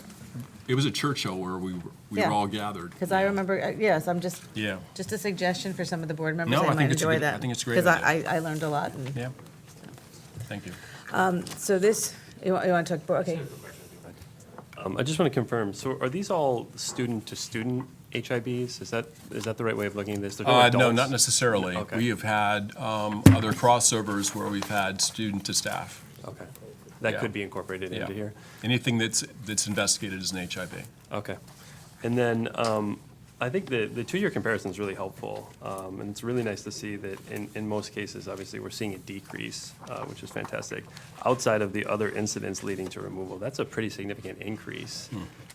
Is there, I know there's no one answer to all of this, but can you help us understand kind of what maybe that represents?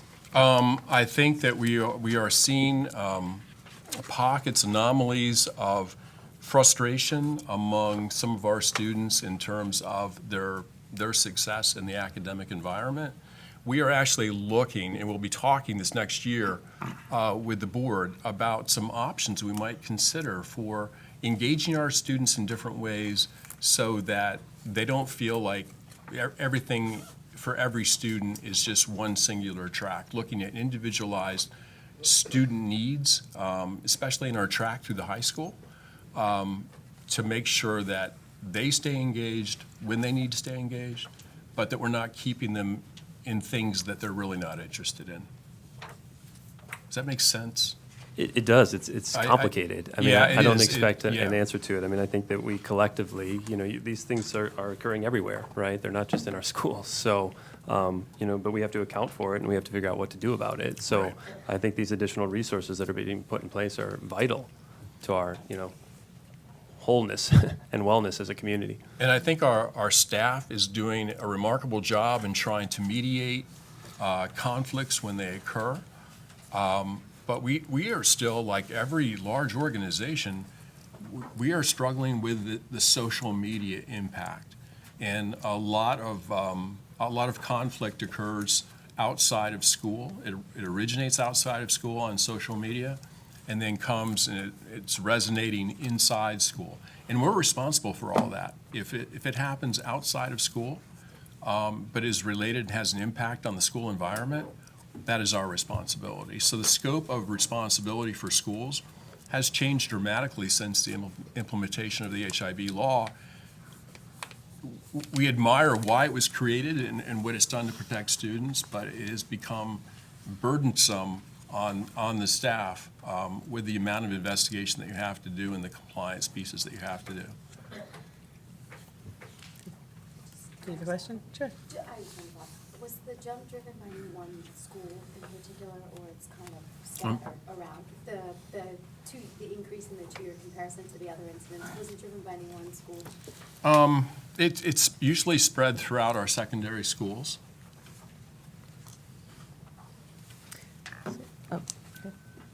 I have not so much a question, but a comment to build on to an earlier question.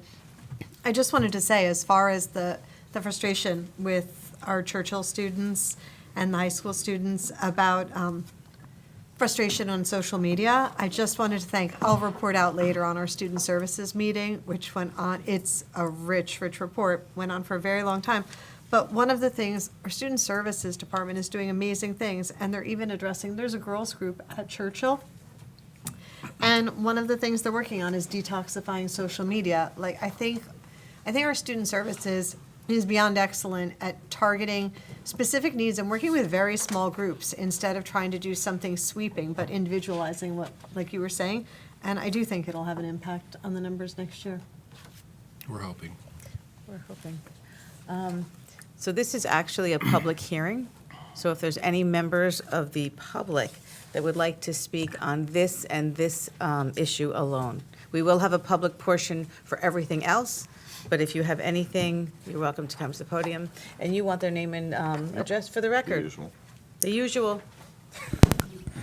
Dom Sclafani, 2 Morgan Place. So, like, I noticed, like, Hammersholt was, or Hughes as it's called now, was pretty high. And I want to know what's kind of being done about that, because, like, when I was in Hammersholt, like, I was bullied, and, like, it seemed to be, like, a big thing.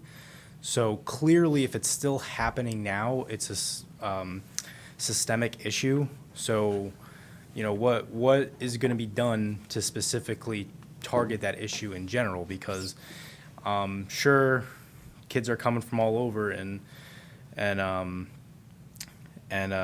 coming from an elementary school, going to the middle school, but I feel like there has to be something that's being done, you know, so. That's my question. Thank you, Dom. So we're not doing questions and everything? Where do you want me to? It's just comments. Just comments, okay. Are there any other public comments at this time? Okay, then I am going to close the public portion for this, which will bring us right into the public portion, go to the cause for the public. The Board of Education recognizes the value of public comment on educational issues and the importance of allowing members of the public to express themselves on school matters of community interest.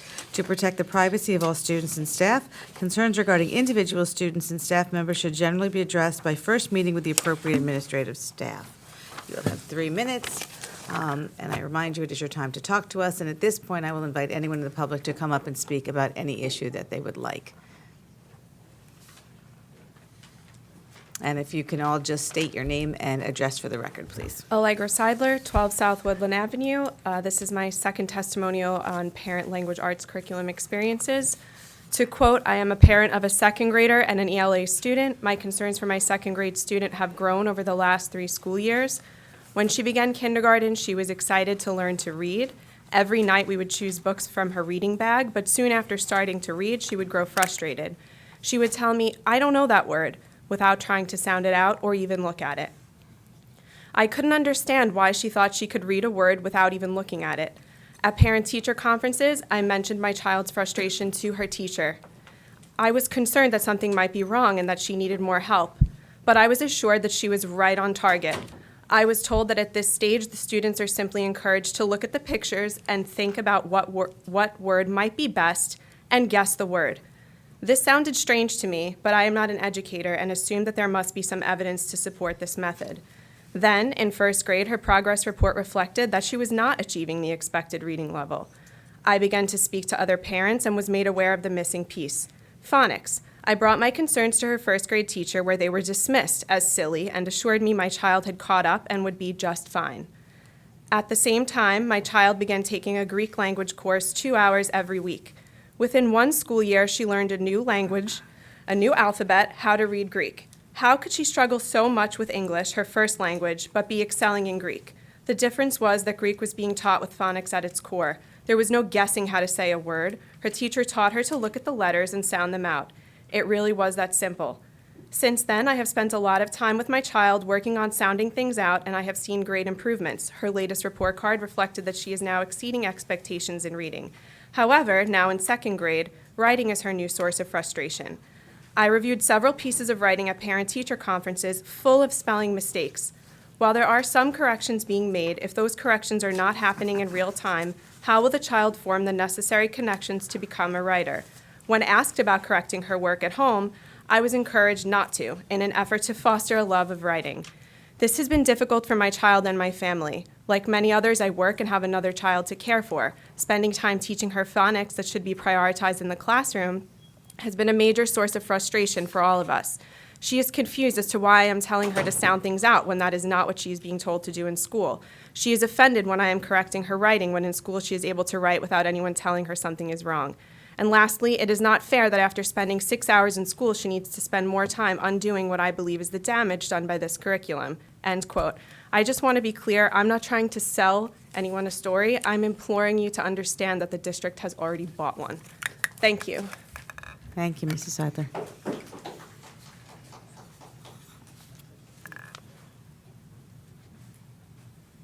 Yeah, my name's Donald Simons. I'm River Road in East Brunswick. I got a complaint to make about your transportation department. I've called there about numerous times about school bus drivers not using the amber lights 200 feet before a stop. I was told by your transportation department that your person in charge of it told the school bus drivers not to use the amber lights when the light is red. And I called over and she said it's more important for them to have the left-hand turn signal on than it is the amber lights when they're in the left-hand turn lane. I called last year about it, and I was told that the state lowered the school bus amber lights from 200 feet to 175 feet. I called 3 different school bus districts. I called Sayreville, Freehold Township, and South Brunswick Township, and they all told me it was 200 feet, not 175 feet. I think this lady who's in charge of it should be released from her job because she's not taking the student safety. Thank you, Mr. Simons. If you want to leave your information with Janet and Karen over here, maybe they can get some clarification for you and follow up. I called the superintendent's office. Okay. I talked to the secretary. She called over and they told her that the amber lights can cause blinding to drivers. I've never heard of that. I drove a school bus back in 1972 for Freehold Regional High School District, and I'd never heard that before. And it's not in the state record that you can't have it on. I don't know what kind of district she's running. Last year, she's supposed to be at the school bus stop on River Road on a Friday, and I stood out there. She never showed up. And that, so I mean, your Durham School Bus Company, they don't care. I've called them too, and the school bus drivers still aren't using the amber lights for 200 feet. They're still dropping students off, going across 3 lanes of roadway, which, from what I understand, they're not supposed to do. And I get the comment from the bus driver, they're not my responsibility. Well, if they're not his responsibility, whose responsibility are they? Okay.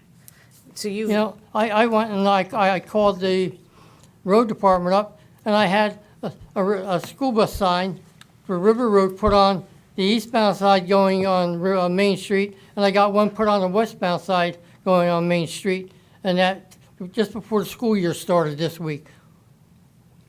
That's what I did. I called enough and I made enough complaints that they did it. Well, what'd she do? Nothing. I mean, you had a school bus hit by a dump truck last year in the back in October. And this is still the same problem with the school bus drivers not using the amber lights for 200 feet. Okay. We're going to look into this then, because I'm not aware of that. So you have his information. So we will do some research for you. All right, thank you. And they'll get back to you. Thank you. Long time no see. Welcome back. To Morgan Place. So I'm not entirely sure if this is indicative of the language arts programs, but I'll indulge. So graduated 3 years ago. First semester of freshman year of college, go to Rutgers. The professor was like, all right, like, write me an essay on this. And me, having all the East Brunswick writing knowledge in my head, I was like, okay, this is how you do it. You boom, 3 pages, 5 sentences, topic sentence, boom, boom, boom. To then I got like a 0 on the paper. And we talked about it, and I was like, oh, like, this is what I learned in high school. This, and this. And then he looked me in the eye and he said, your high school failed you. Your high school did not prepare you for me. And I learned that everything writing-wise I learned in high school was pretty much wrong, so I had to reteach myself. And, like, did you know you can start a sentence with and? You can use I, like, you don't have to have a topic sentence in the beginning, and all these rules that we were taught, like, it's not, allegedly, according to the professors, and I've had multiple writing courses where it wasn't the same as here. So I think, if our whole thing is, prepare students for college and everything, and especially one that majority of the students go towards, we should probably look into, is this outdated? Is there a new norm? Yeah. Thank you. Thank you, Dom. Good evening. I don't really have a complaint. I would just like to thank, like, most of the Board of Education for spending their time and dedication into helping the community and making schools a better place for students like me. That's all I really have to say. Thank you, sweetheart. Can I ask your first name and your grade, please? Andrew, and 6th grade. Thank you, honey. Thank you.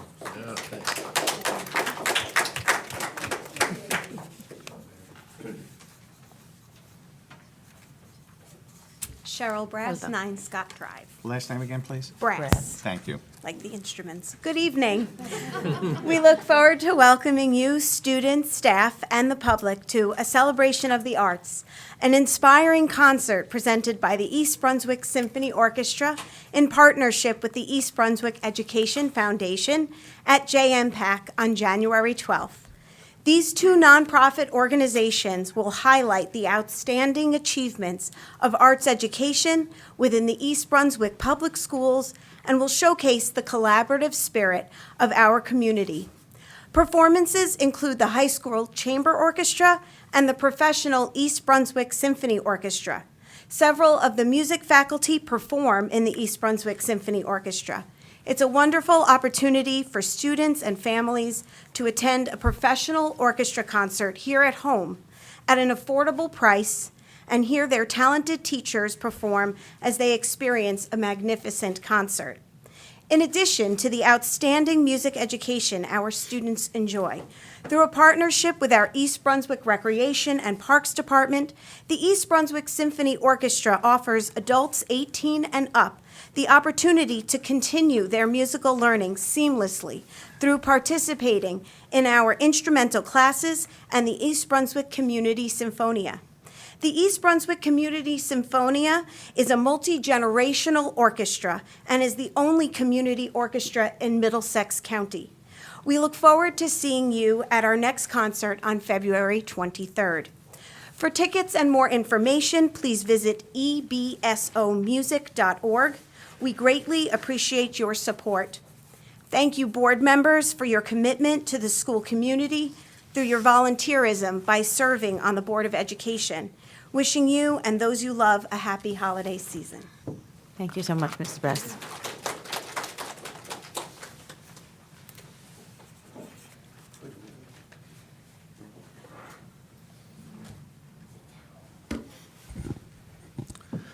Good evening, Board. Jeff Winston, 44 Fresh Ponds Road, East Brunswick. So tonight, I'd like to come and talk about the word accountability. I'll start with a comment that was actually made this evening by Ms. Herrick, and I appreciated it very much. In fact, Mayor Cohen did attempt to sit down after a meeting that was held back in September of '23 with Mark Sismar and myself as citizens. That request is actually operable. There was a letter sent to each board member, and you can see that request. And that request was summarily dismissed by your president, Lax, and in fact, she even brought or attempted to bring some form of an ethics violation in which, thankfully, legal counsel advised that was not appropriate. So that's accountability. Accountability in things like, as a former board member, Mark Sismar and I did leave the board back in March, and in the TAP article, Dr. Valesky mentioned that he's going to work on his immediate priorities of March of '24, 9 months ago. Nine months ago, 12, yeah. He was going to finalize the budget. He did that, and we did cut 51 people. He was going to continue to refine the proposal for the new high school and/or renovations to that high school. That has never appeared on the agenda since I left office. Recruiting and retaining the highest quality staff. There's no doubt he's retaining the highest quality staff. The teachers of our district are unmatched. I assume recruiting, but let's not forget about the 51 highly qualified individuals that were walked out the door. And lastly, something about positioning the district for the next decade. This is all focused around accountability. You have an opportunity. The township delivered a mandate to this township, and I don't think it was necessarily the candidates or the incumbents who were necessarily leaving. What it was the township is simply tired of not accountability. They're simply over it. They wanted accountability. They wanted people to speak up on this board and not allow this board and this district to be run off the cliff for personal reasons. There will be a president vote to add new president.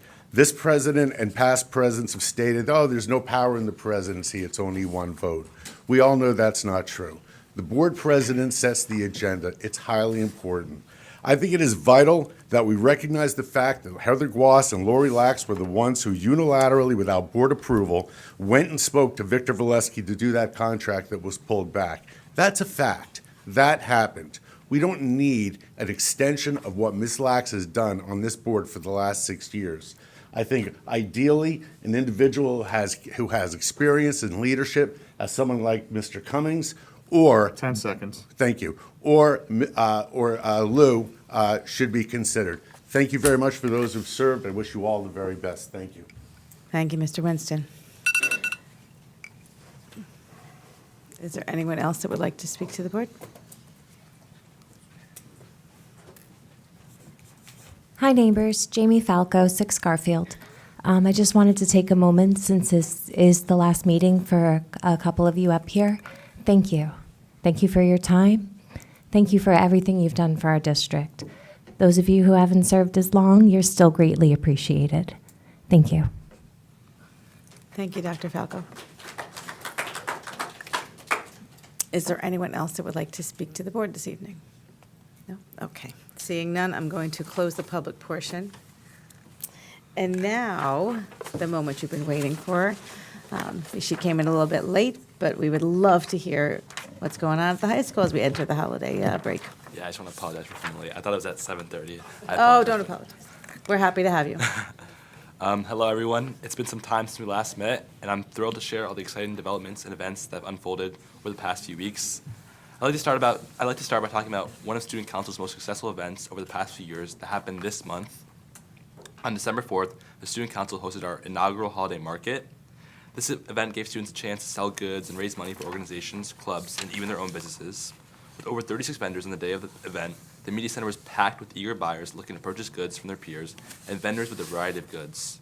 Here were some notable organizations and what they sold on the day. The SAVE organization, a group of students within EBHS focused on environmental sustainability, ran a thrift shop where they sold used vintage clothing. This is what I bought. Nice. You guys. The art club within EBHS sold bear-themed ornament and cards. I could purchase my own. And our special needs program created clay coasters that could be used over the holiday break, and I thought they were very cute, so I also bought these. Overall, the event was very successful, with vendors selling over $800 and many booths selling out the goods that they had. The event was a great success, and it was truly heartwarming to witness the holiday spirit and the gift of giving in action. Speaking of the gift of giving, my AP Environmental Science class took this gift in full stride. Through the district's Adopt a Family program, which Dr. Blessy talked about earlier, we were able to choose one disadvantaged elementary school student and raise money for him. Across the 3 class periods, me and my fellow environmental science students raised over $750 just for one student.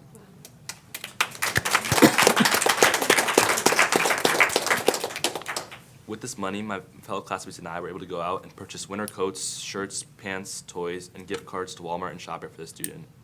Fellow environmental science classmate Noah Edelman says, "It was awesome to see the 3 classes come together and raise so much money for a student who was less privileged. Me and my classmates were super happy to contribute to this student and make sure that he had the best holiday season possible." Mr. Murray and the environmental science family is thankful for the district for giving us the opportunity to give others, to give towards others, and we hope to keep this act of giving for future years. The class of 2026 class council recently conducted their election for the senior year executive board. The last few weeks have been full of constant campaigning by all students involved. Class council candidates snap pictures behind frames and slogans in order to spread the word about their campaign. Students use catchy slogans with song lyrics and social media trends to drive their campaign and make it more engaging. Voting occurred Tuesday and Wednesday with a record high 496 votes going towards this election. It was a hard-fought battle, and all the candidates worked very hard. I'd like to congratulate the new board and wish them the best of luck next year in office. As the weather has become more and more painfully freezing, our high school sports have moved inside, where sports like basketball, wrestling, and swimming, and hockey are kicking into full gear. There have been some notable winter sports victories over the past few weeks. Our hockey team, which plays alongside Spotswood and South River, recently landed a thrilling 4-3 overtime victory over Princeton. Senior and captain of the hockey team, Daniel Novoslov, says the CBR hockey team has great players and the rest of the season looks promising. The support we get from our fans has really helped us get the performance and results we needed. Boys basketball has their home opener tonight, where they face a tough Manalapan team. With the holiday break approaching, I'd like to wish everyone a joyous holiday season. May this break bring you celebration and connection with your loved ones. I'd like to thank the board for all their hard work throughout the entire year and success in the new year. Thank you. You are I'm like in awe of you. You're so well spoken. I really hope you do something that you get to do public speaking. He's going to be on-site reporter. I'm thinking that you may have to start giving his superintendent's report for the rest of the year. I'd that you don't do a I'd be wonderful happy job. for you to do that, so. You really we can do. work it out. It's amazing. Thank you. Amazing. Thank you. Wow. That was worth the wait, wasn't it? Yep. Yeah, it really was. Okay. I'm going to ask for a motion for all items on this evening's agenda. So moved. Moved by Mrs. Guas, right? Second. Second by Mrs. Herrick. Is there any discussion on anything? Yes, Dr. James, you may start. I was just wondering about item number 4 under curriculum and instruction. Seems like we have some very exciting new courses there. I apologize, Dr. Bowling, for not asking about them in advance. I was just wondering if you could perhaps say a little bit more about the Mandarin and the exploration of music. I think those would be very interesting to the public. Yes, Thank you. absolutely. The exploration of music course is being offered for our students who are not maybe interested in performing, but they are interested in music and studying about music. So that class will be offered for those students as an opportunity to get involved with the music and the music program, but not necessarily performance-based.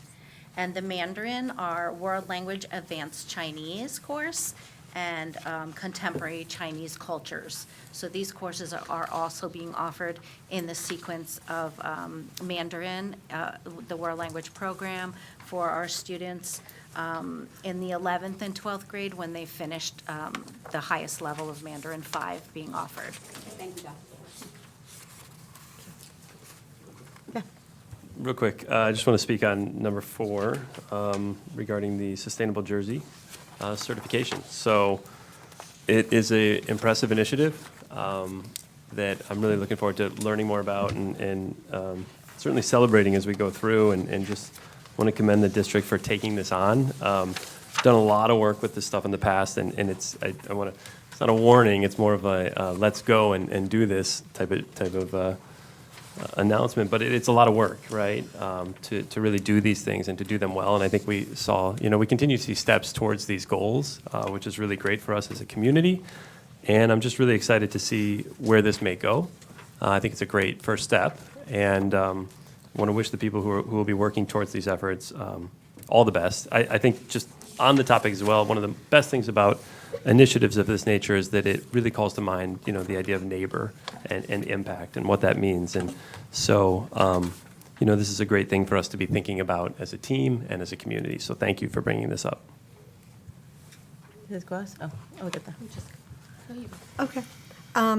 I wanted to further, I believe, Mr. Cummings' comments or build. I also wanted to say that one of the new courses that was suggested, and these things, because of the way the budget is, these things are all dependent upon the budget and what comes through from the state. But one of the courses that was proposed is an exploring humans' environmental footprint, which I've heard repeatedly throughout the community, and I congratulate you for being so responsive to the community's requests, is really to teach the students at a younger age about how to be more sustainable, what it is our impact, and what we can do about it. As far as Sustainable New Jersey, I was so happy to see us moving forward with this. This has been a project of the board's for a long time. I remember talking about it with Susanna when she was here. She was passionate. But if you have the opportunity to read up on it, their website is very, very accessible. The goals, what the schools are looking to do, and it's an interesting read. It has a lot of information, and really, I recommend you to look because it's great what the district is doing, and I'm very grateful for Dr. Valesky putting this together. I know I had hands down here. Oh, okay, want to go right down the, we'll go right down the, is that okay? 1, 2, 3. I wanted to say thank you for the district. I forget the number here, but Monmouth University is added as another school where we talk about, encouraging students, high school students and college students to take a track. We do that here at the high school level, and now we're bringing that as well to another school at the college level. So having them come here to the district and to prepare and then to remember us when it's time to become a teacher so that we have that wonderful pipeline of students coming in. So appreciate that. And I also want to add on number 4, participation in Sustainable Jersey. As both our my wonderful colleagues have stated, it's been a long time goal of this board to get on board with Sustainable Jersey. So I'm happy I was here for this meeting. It's exciting, and again, it's a first step. It is a long road, but I must say that our district has been working on a lot. If you look at the list of all the things that they require, we have been doing these things in the background for sometimes. So thank you to Dr. Valesky and his team and the district for everything that they're doing. Thank you. So for the financial service, item number 2. So I want to thank Mr. Giuliani and the contract on-site fleet service Inc. East Brunswick. So everyone knows that the inflation is here. I check out the CPI index today. So for last 12 months is 2.7%. But they got this contract for, they got no increase. So it's really big gain for us. So it's 24, 25, 25, 26. They keep the same price, so which means a lot for us. And as for the sustainability of New Jersey program, Dr. Valesky, would you please elaborate a little bit about what this program is, how you are going to employ it? Mr. Hung, thank you. This is actually the overview of Sustainable Jersey, this document, and they have 22 categories within that analysis.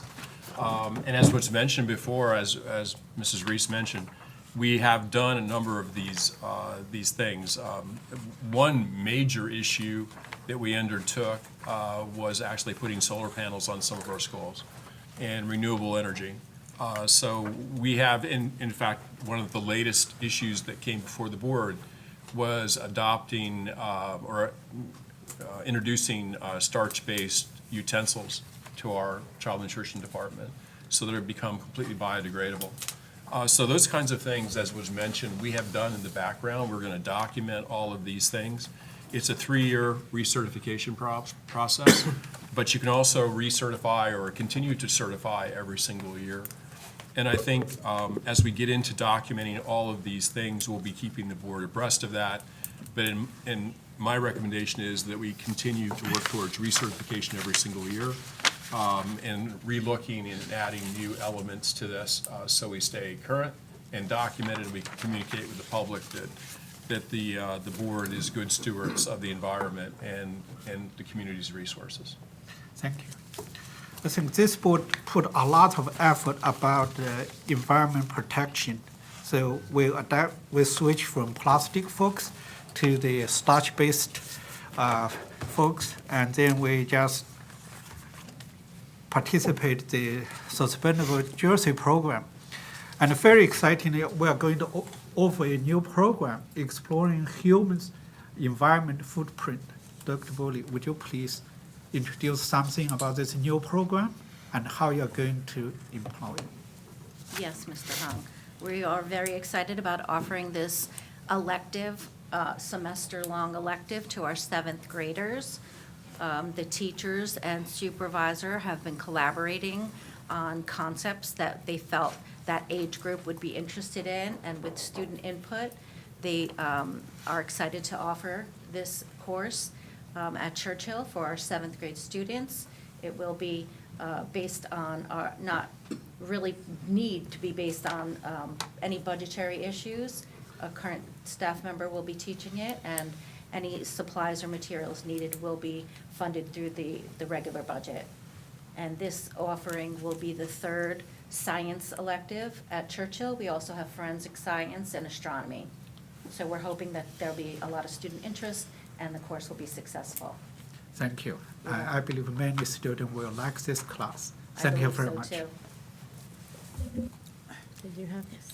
I'm also going to jump on the Sustainable Jersey Schools bandwagon. I know this has been a focus of the administration and the board before I got on the board. Some of us had the opportunity while at the convention to talk to some representatives from Sustainable Jersey Schools, and I'm happy to see this on our agenda because, as has been mentioned, Dr. Valesky and the district have already been working hard on a lot of these sustainability initiatives, and putting this resolution on our agenda acknowledges that. It acknowledges our commitment as a district, as a school, to sustainability in schools and the community, and it allows us the opportunity to also try to connect with grants that may come from the program and technical assistance. And so I'm happy that it's here. And also, as we're talking about things that came out of the convention, I know was mentioned at our last meeting, but since it's the 2nd reading of some of our revised bylaws, I also want to take the chance to just say that what a positive opportunity it was. We attended some really great workshops, which led to some really great discussions and updating of some of our policies. And I think, especially for onboarding and committees going forward, I think that it'll create some great dialogue and some great opportunities for us to work together. Thank you. Mrs. Becker. Are you guys still working with KMN, Keep Middlesex Moving? So Keep Middlesex Moving is a TMA, a Transportation Management Association in the state. Every county in the state has one. I used to work for them years ago, and then I worked for the one in Bridgewater. So one of the things that Transportation Management Associations do is they work with school districts, because that's one of the things I did when I was there. They work with school districts in trying to promote sustainable practices and also to help them with the Sustainable Jersey project. For instance, in the past, I know we've done a walking school bus at a couple of our schools. We have bicycle rodeos, all those things. Also, there still should be a place in the application that if you have made contact with the TMA and you have worked with them and talked to them and explored ideas, that's points on your criteria. So KMN will be a tremendous resource for you if there's any issues with the application. There's also a group at Rutgers within the environmental and transportation school that is kind of an oversight of the school programs for the transportation management systems. They have a tremendous amount of resources also. So you guys should definitely take advantage of that. Thank you. So I have a question about this calendar. So I have been meeting many teachers during the last 2-3 months. So few people brought this to me that there are some festivals or celebrations which are non-school days for the students or 10 months teachers, but there are a lot of festivals which are declared holidays. So what happens when this is a festival for a certain community, but the school is only closed for students and 10 months, but those teachers has to attend as a non-professional or professional development days. So they cannot celebrate their festivals because they have to attend. So is there any thought we can put together that sometimes when there are festivals, not sometimes, those festivals can be considered as a holiday for those people who are celebrating, but they are teacher who has to attend the professional development days. Because if you see, I'm not asking any particular community, but there are festivals like Chinese New Year. Schools are closed, but if there are Chinese teachers or Asian teachers, they have to attend the professional development days. Suppose say Diwali. School is closed, but the Indian teachers, they have to come to a school because the development is.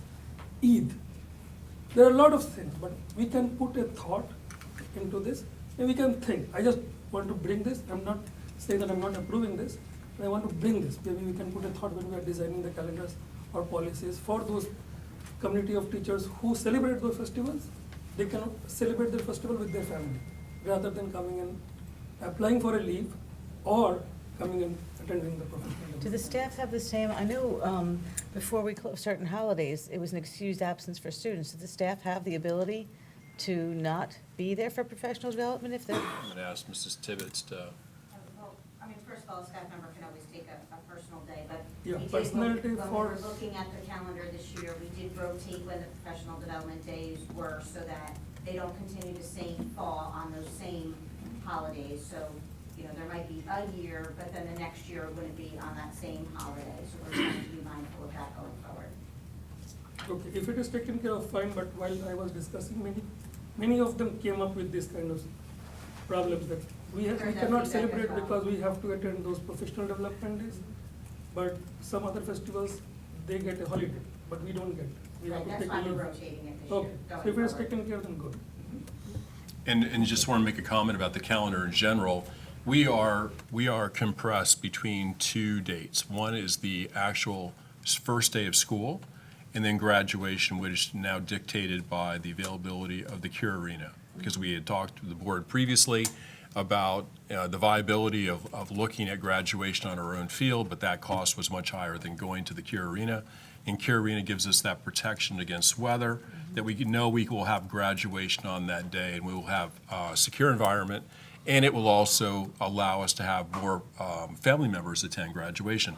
But in that window, it becomes very complex with the number of holidays that the board has already approved to fit everything in, and especially the complexity of lunar holidays that change year to year. So I just wanted to present that dynamic. This is a very thoughtful process. We try very hard. Karen Mandler works on models of the calendar throughout the year, and she has been asking about even going out in future years and getting calendars established so people in our community understand what our dates are going to be because they like to make plans and holidays.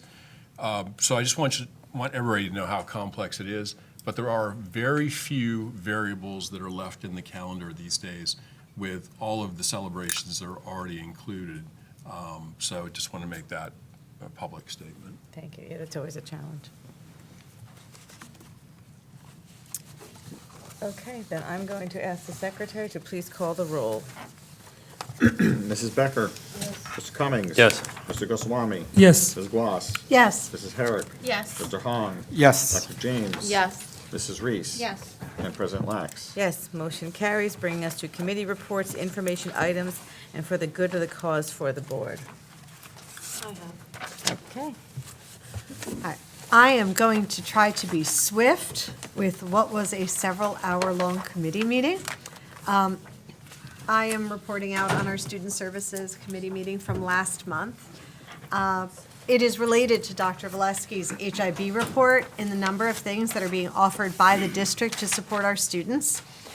I also think that in looking at this, we have been talking, I've been talking to Dr. Valesky about wanting to include more community stakeholders in this committee and possibly others, but in this one, because the number of things that the district does that is just so phenomenal for our students, more community members, more parents should get to hear all of the presentations.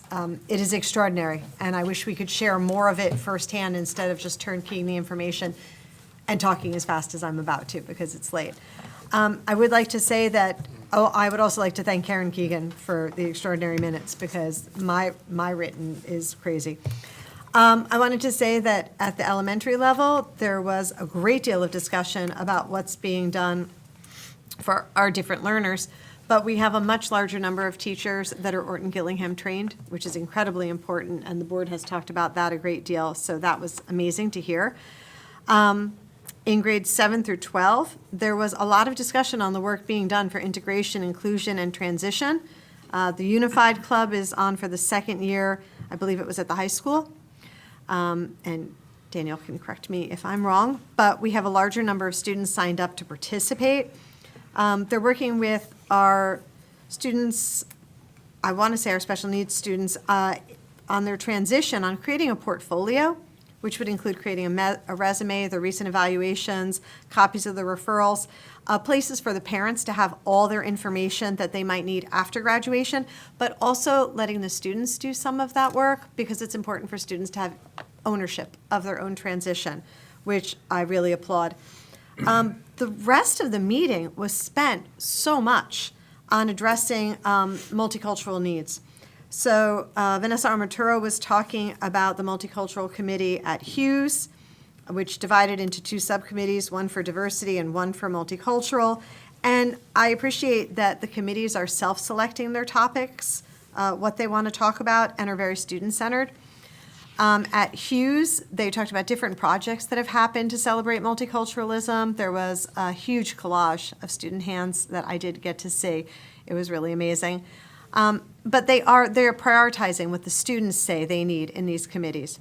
At Churchill, they have established many different counseling groups, but there's one for our displaced students, which is a need we've discussed over and over again. And I think that this preventative work, this supportive work is so critical, like Dr. Valesky was saying, to react to what our students need prior to there being a problem identified. So the number of things that they talked about goal setting and community support and developing relationships and community resources for these particular students. Uncommon Ground and the International Club working together was also exceptional. There were initiatives at Churchill for the International Night, supporting multi-language learners. There was somebody from the Middlesex County College representative to come talk to parents and teachers who might not understand the process. They talked about the Churchill Unity Project, which is a collaboration between GASP and the International Culture Club. They had a celebration, or they're planning a celebration for Juneteenth and Pride together with shared activities that will celebrate identities and showcase them. GASP at Churchill and the high school both honored the Day of Silence with a shout out at the end, which is amazing.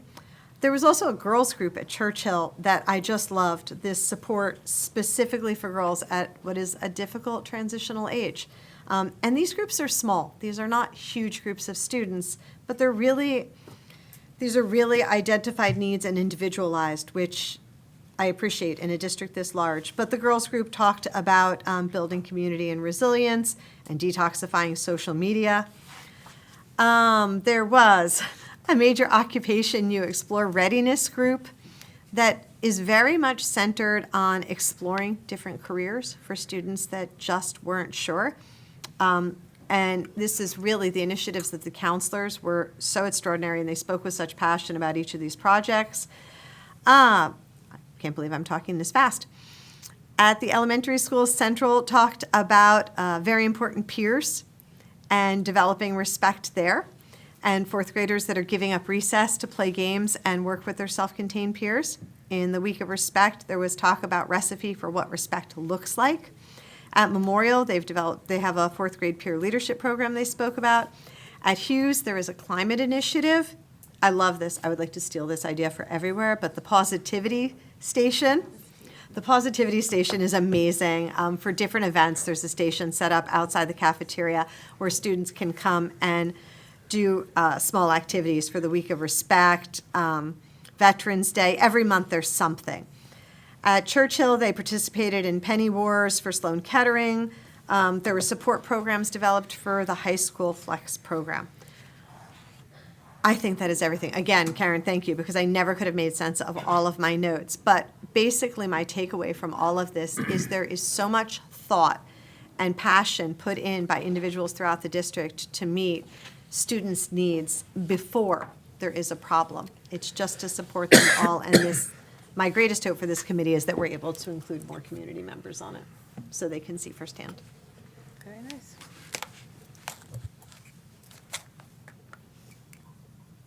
Mr. Hahn? Well, that's the end of the year. Time flies. Time really flies, you know. When I think about I was first elected, I had a meeting with Ms. Baker.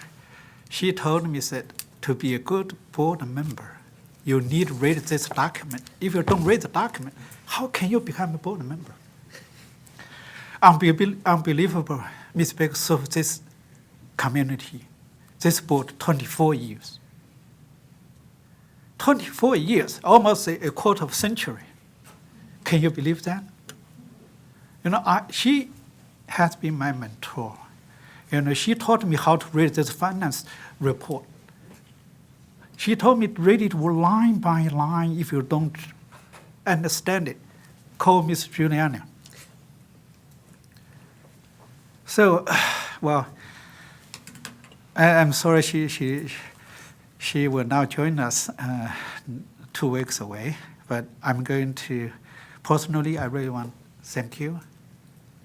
Thank you as a board member for your teaching.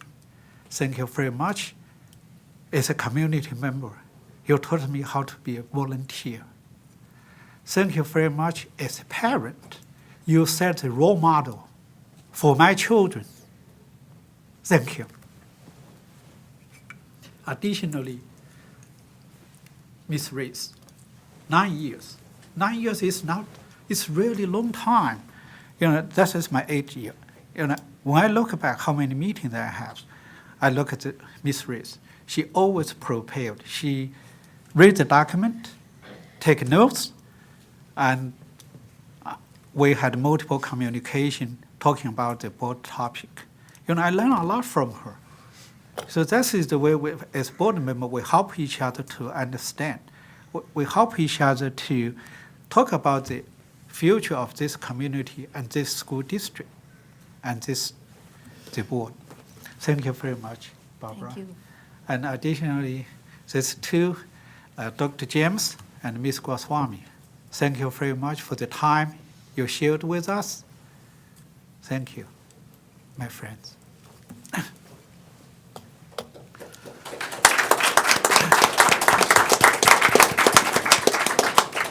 It is always very bittersweet. And, you know, you should feel like a teacher because it's true. And I've been on the board a lot longer than you. And I still remember Vicki sitting in my kitchen with the agenda, going through every single thing as she did for every new board member that came on. And I always said to you, it didn't matter where you sat, you were always a leader. You're always a mama bear.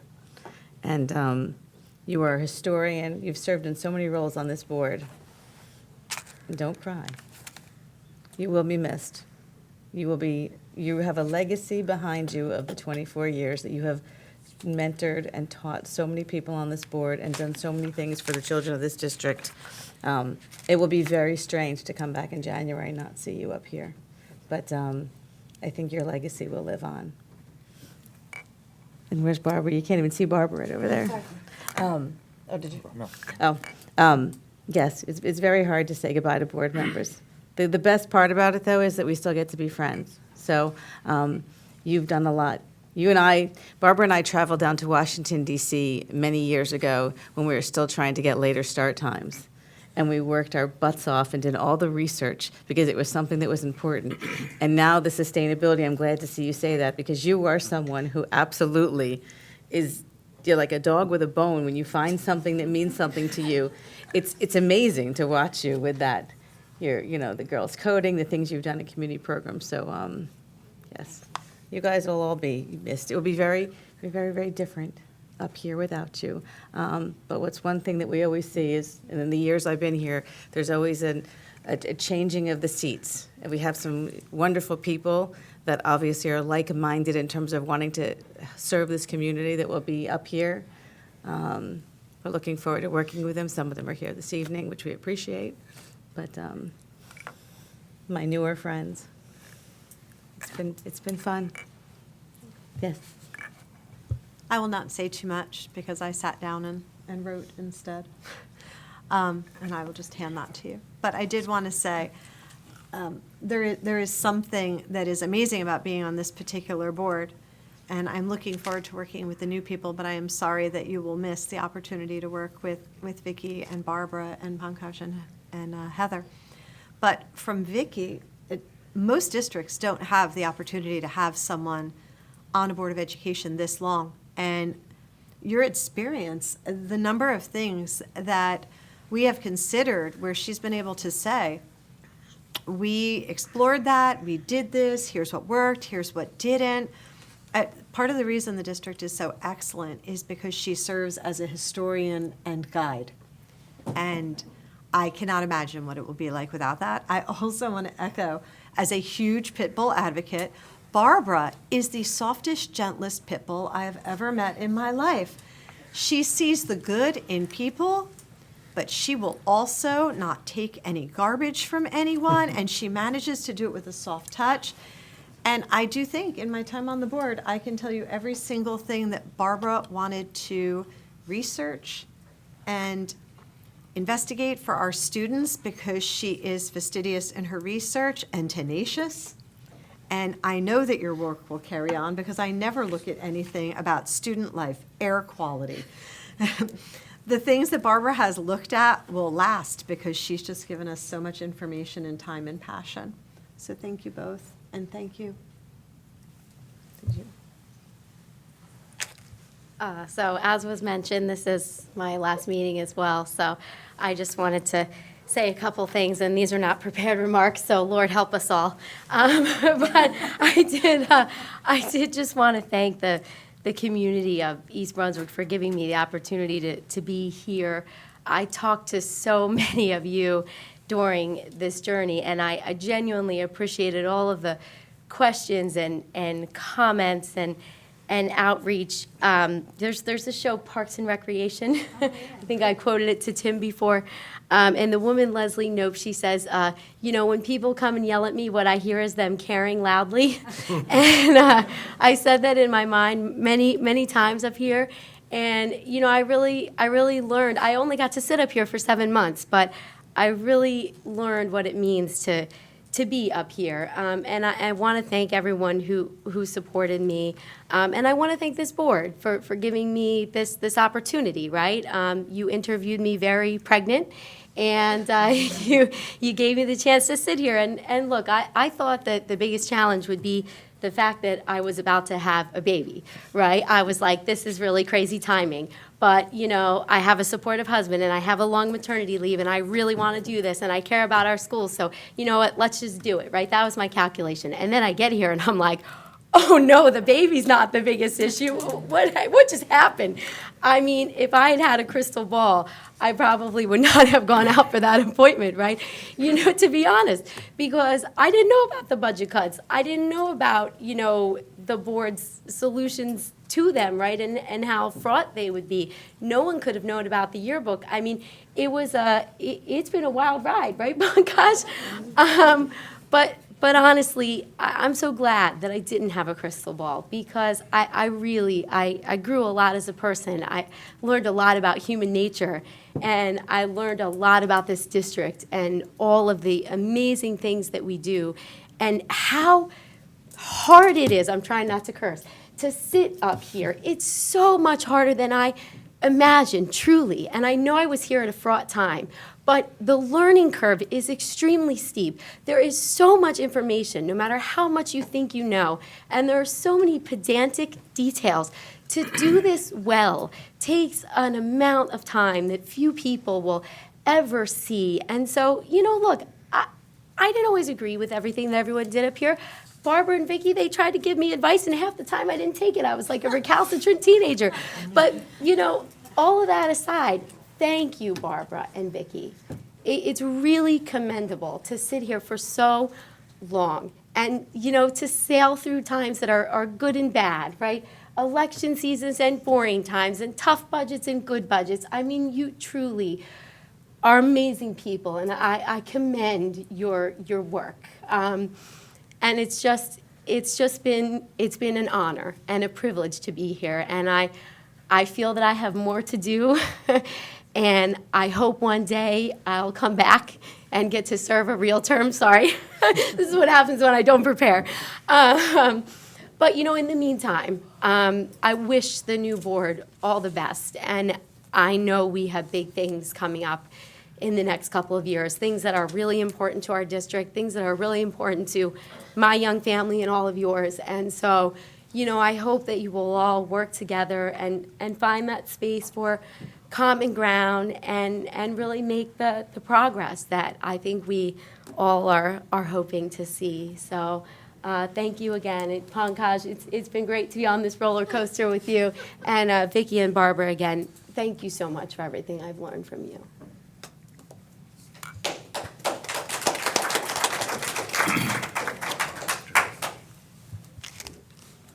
Thank you, East Brunswick.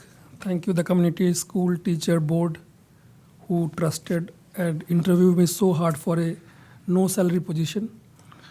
So when I was interviewing, first of all, let me share some journey. Most of the things which she told is also same for me also. So I will not repeat those again. I will give you through a different journey. Maybe you will laugh, enjoy. So first time I was interviewing for something where I will not get paid. So and again in my normal job interviews, maximum 2 or 3. Here 9 people are interviewing. So there is another thing. But anyway, the journey was excellent, and knowledge, because I don't belong to the school industry, so I know more. But you will not believe, before the interview, I have not prepared myself in my job interview so much how much I have prepared for my Board of Education interview. But anyway, it was a roller coaster for me before the interview, and then again before the election was another round, 2 rounds, one from the Dana's interview session there. Many preparations we have to do, but anyway, I learned a lot. So I feel again when I'm coming back, which I will be, I will try my best.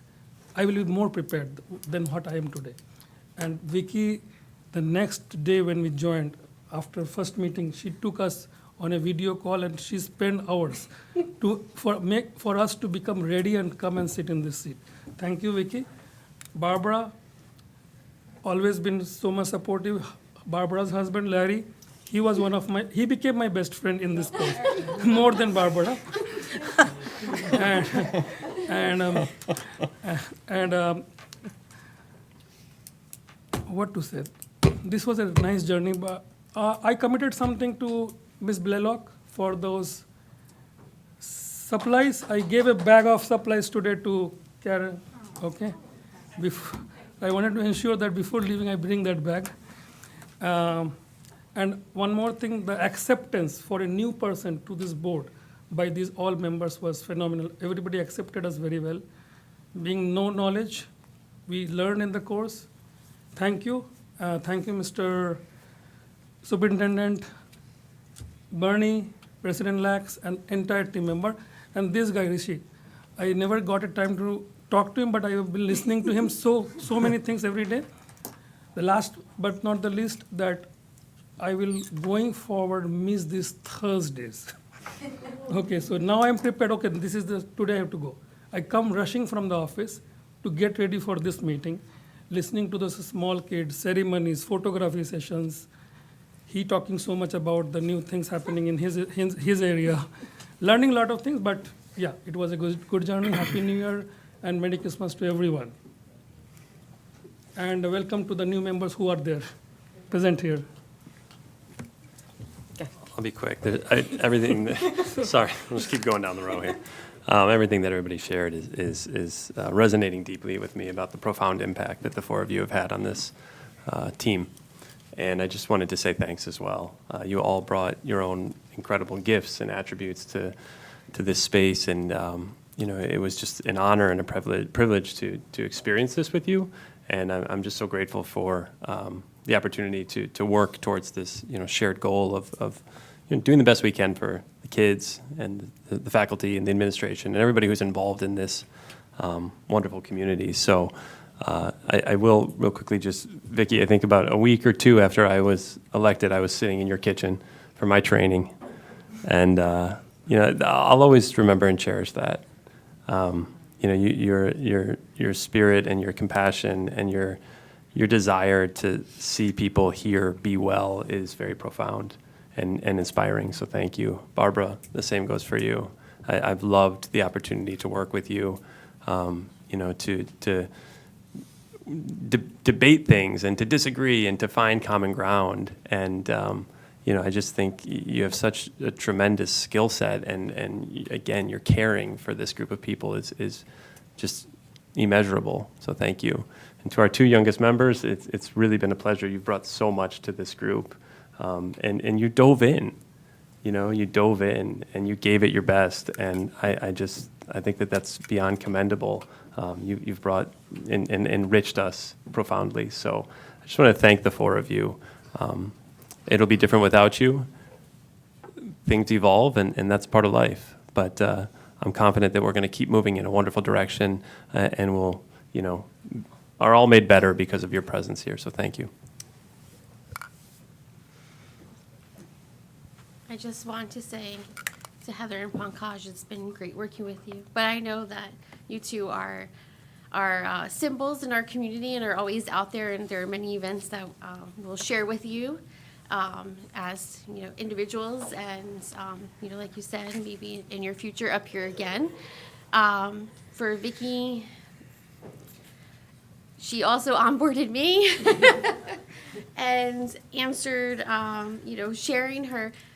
She was, some people keep things inside or to themselves, and they think that sharing their knowledge puts them in a better spot because they always, because they're always empowered to have all the information. But Vicki was not like that.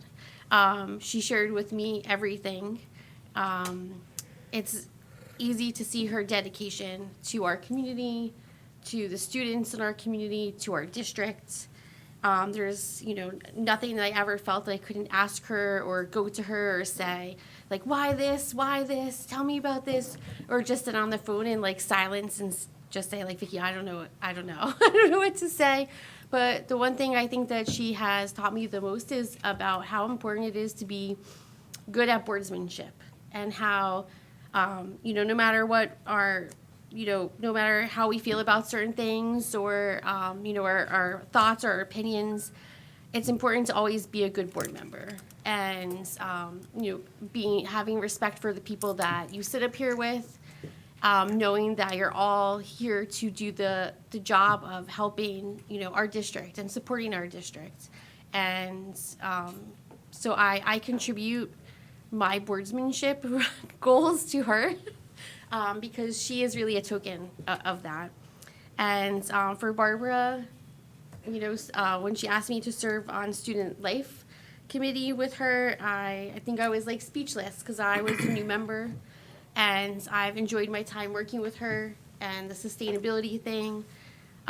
We were asking questions at, the booth and trying to figure things out and talking about things, and I see her passion.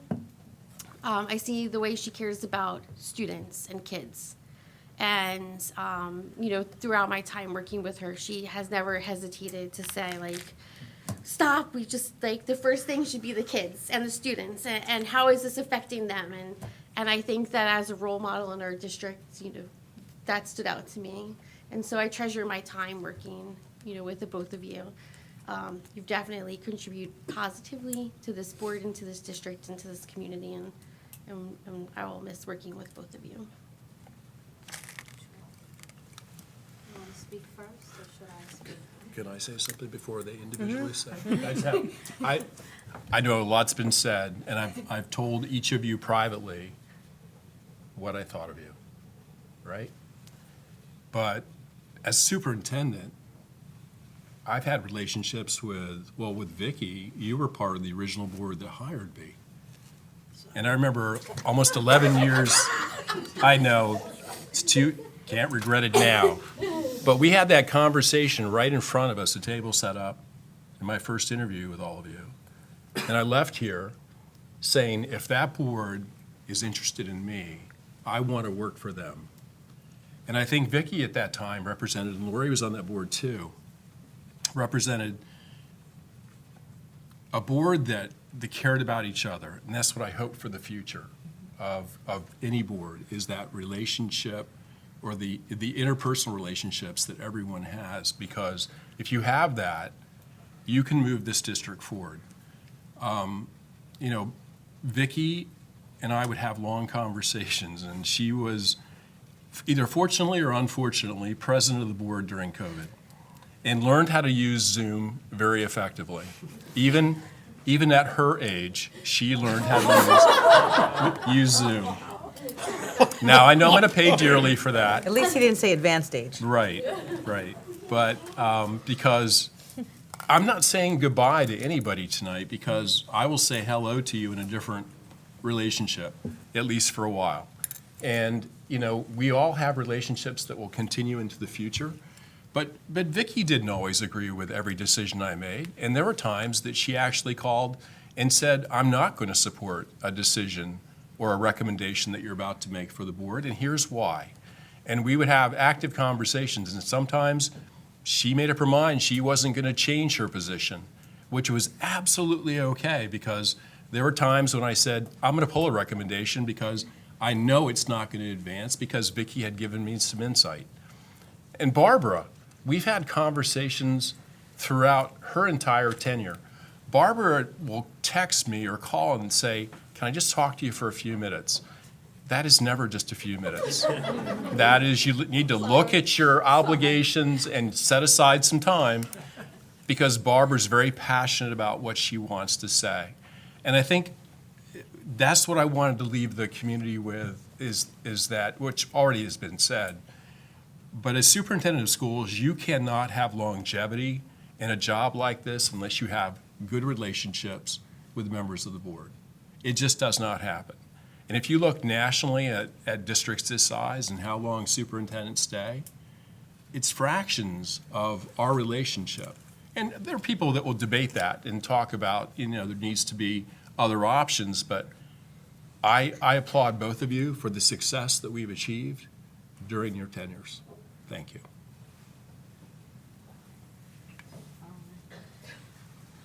Well, mine is a combination, because I wouldn't prepare for something like this. So it's a combination of what I feel now, plus a quick, well, you're not going to say quick, but prepared remarks. But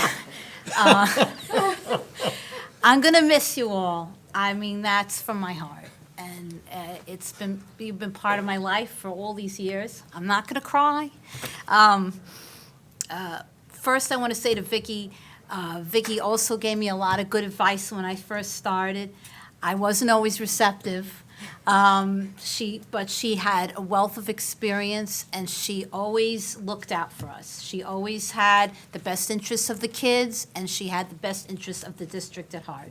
She's very resilient, and to last 24 years, kudos to you, to give of her time for that length of time, for a volunteer position long after her kids had left the district, to make the kids of this district her kids.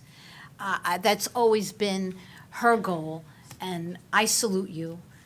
my friend. You did a beautiful, beautiful job. To Dr. James and to Mr. Goswami, it's been a pleasure.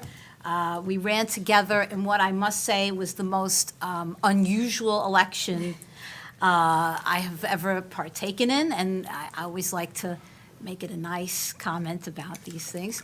But you have wonderful qualities, and you are such active members of the community, and I am sure that in whatever endeavor you pursue, you will be successful. And your hearts are in the right place, and you're always looking out for the kids, and you're involved in so many things outside. It's amazing that you have time for this as well. You contribute to the community in so many ways. So it was a pleasure to get to know you better and to run with you in this past election, and I wish you only the best. Now I'm going to go to my prepared remarks.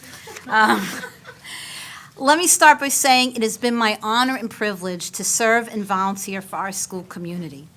Making sure that all our students have access to the tools they need to succeed in academics, athletics, and the arts has always been the driving force behind my efforts as a board member. I am proud of the many quality of life initiatives our district has initiated over the years and the key role I played in supporting them. Among these initiatives are later school start times, mental health programming, coding classes and clubs, dual enrollment classes, improved indoor air quality, and an inclusive school calendar and programming. By the way, it was very hard for me to list all that because I don't like to brag, I don't like to list, but my daughter said to include it, so I said this. Thank you, Dr. Valesky, President Lax, Vice President Guas, my fellow board members, our district administration, teachers, staff, parents, and students for all your support throughout the years. I am proud of the work we have done to support the students, families, teachers, and staff of our excellent school district. I am not a professional politician. I ran for this position because I believe in the power of public education to provide our children with the tools they need to live successful and rewarding professional lives. Even though my campaign was ultimately not a successful one, please know my commitment to public education and our community will remain strong. I hope that the important work we began in the Student Life Committee will continue in some form going forward. I hope this includes providing additional tools for students to manage academic stress, encouraging additional community service opportunities at all grade levels, and further anti-bias programming aimed at inclusion and mutual understanding. I also wish the new board only the best of luck in their future efforts to continue to serve the East Brunswick school community. And before I go, I have to say a special to President Lori Lax. I'm going to get verklempt, a little verklempt, but I remember the time she came to me. I was president of the Frost PTA, and I was very happy. And I enjoyed being the president of the Frost PTA. And she said to me, I think you'd be a good fit for the board. Please consider, the board. And honestly, I don't regret it. I really don't. And I thank you for always having confidence in me and for all the good work you've done. And you've really done an amazing job, and I'm very proud to call you my friend, but also to be with everyone on this board, the new members and the previous members who've been here. I won't say old, the previous members who have been here for many years. I've learned something from each and every one of you. I mean, we are very fortunate that our board has people with so many skills. And Mr. Juliana and our attorney, and I mean, everybody who's been here, they're all class act people. And I really am very thankful, Dr. Bowie. I mean, if I forgot some, please, everyone, I have to say this district is a wonderful district, and as a resident of East Brunswick, we should all be proud. And I think it's a testament to our district that so many people ran for the school board. And again, I wish them only the best, because it is our students' futures that we all agree that we want to see the best for them. Thank you.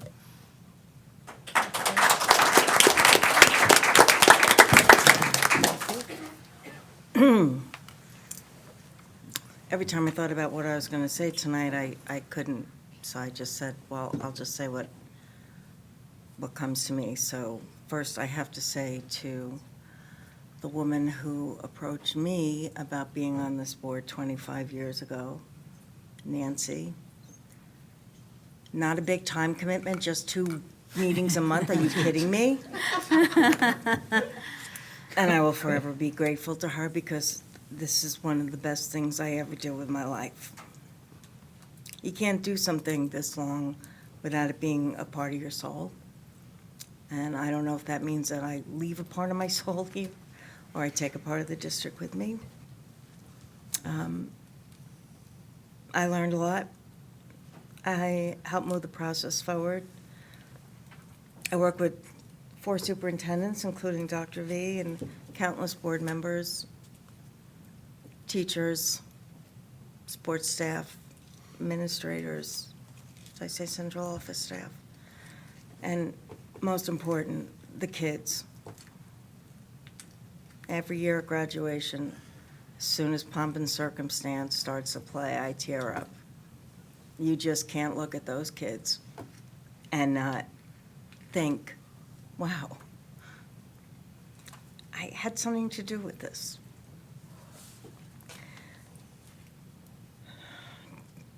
And to the voters, every 3 years, you had the faith in me to keep reelecting me. Thank you.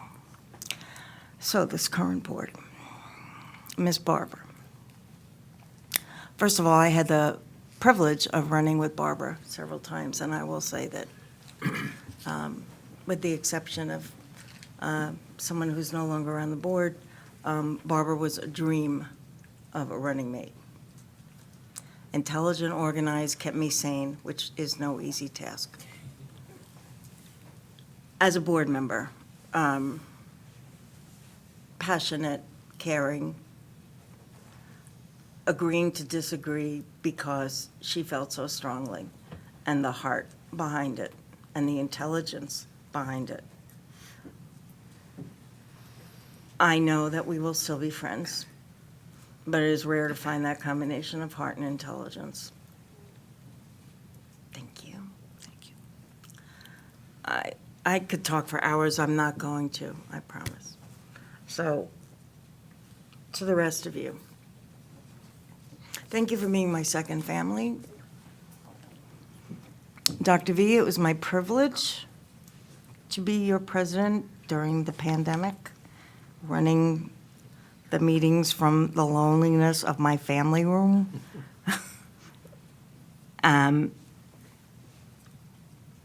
You're an amazing leader. I owe a lot of learning to you and the other superintendents I was blessed to work with. Bernie, you've been here since the beginning. Back in the day, when a board member started, they used to get these huge loose leaves of policies.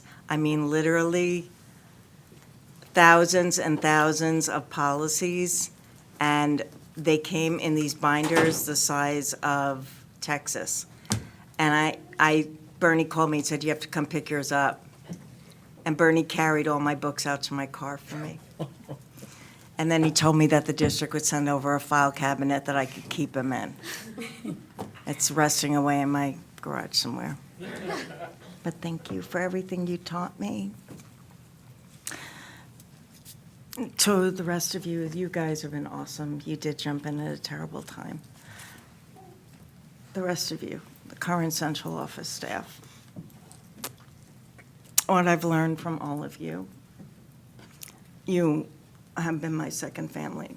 I've gone through a lot here, and no matter what I went through, you guys were here.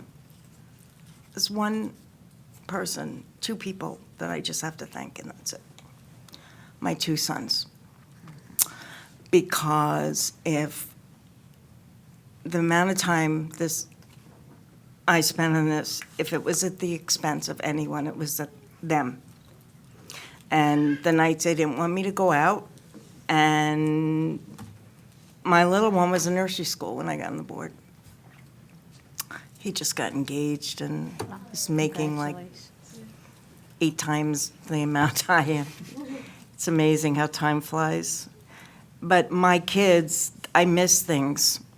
They had things at school or sports games, and I miss them. And they gave me a bye. And they appreciated having a model for volunteerism and understanding how important it is to give back to your world. But I thank them so much. They are the best thing I ever did. And to my friend Lori, you are a great leader, a better friend, an incredible friend, but as equally a great leader. I'm so proud of you. Thank you. I learned it from you.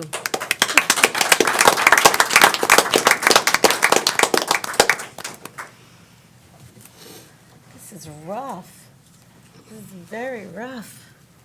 You guys have done so much.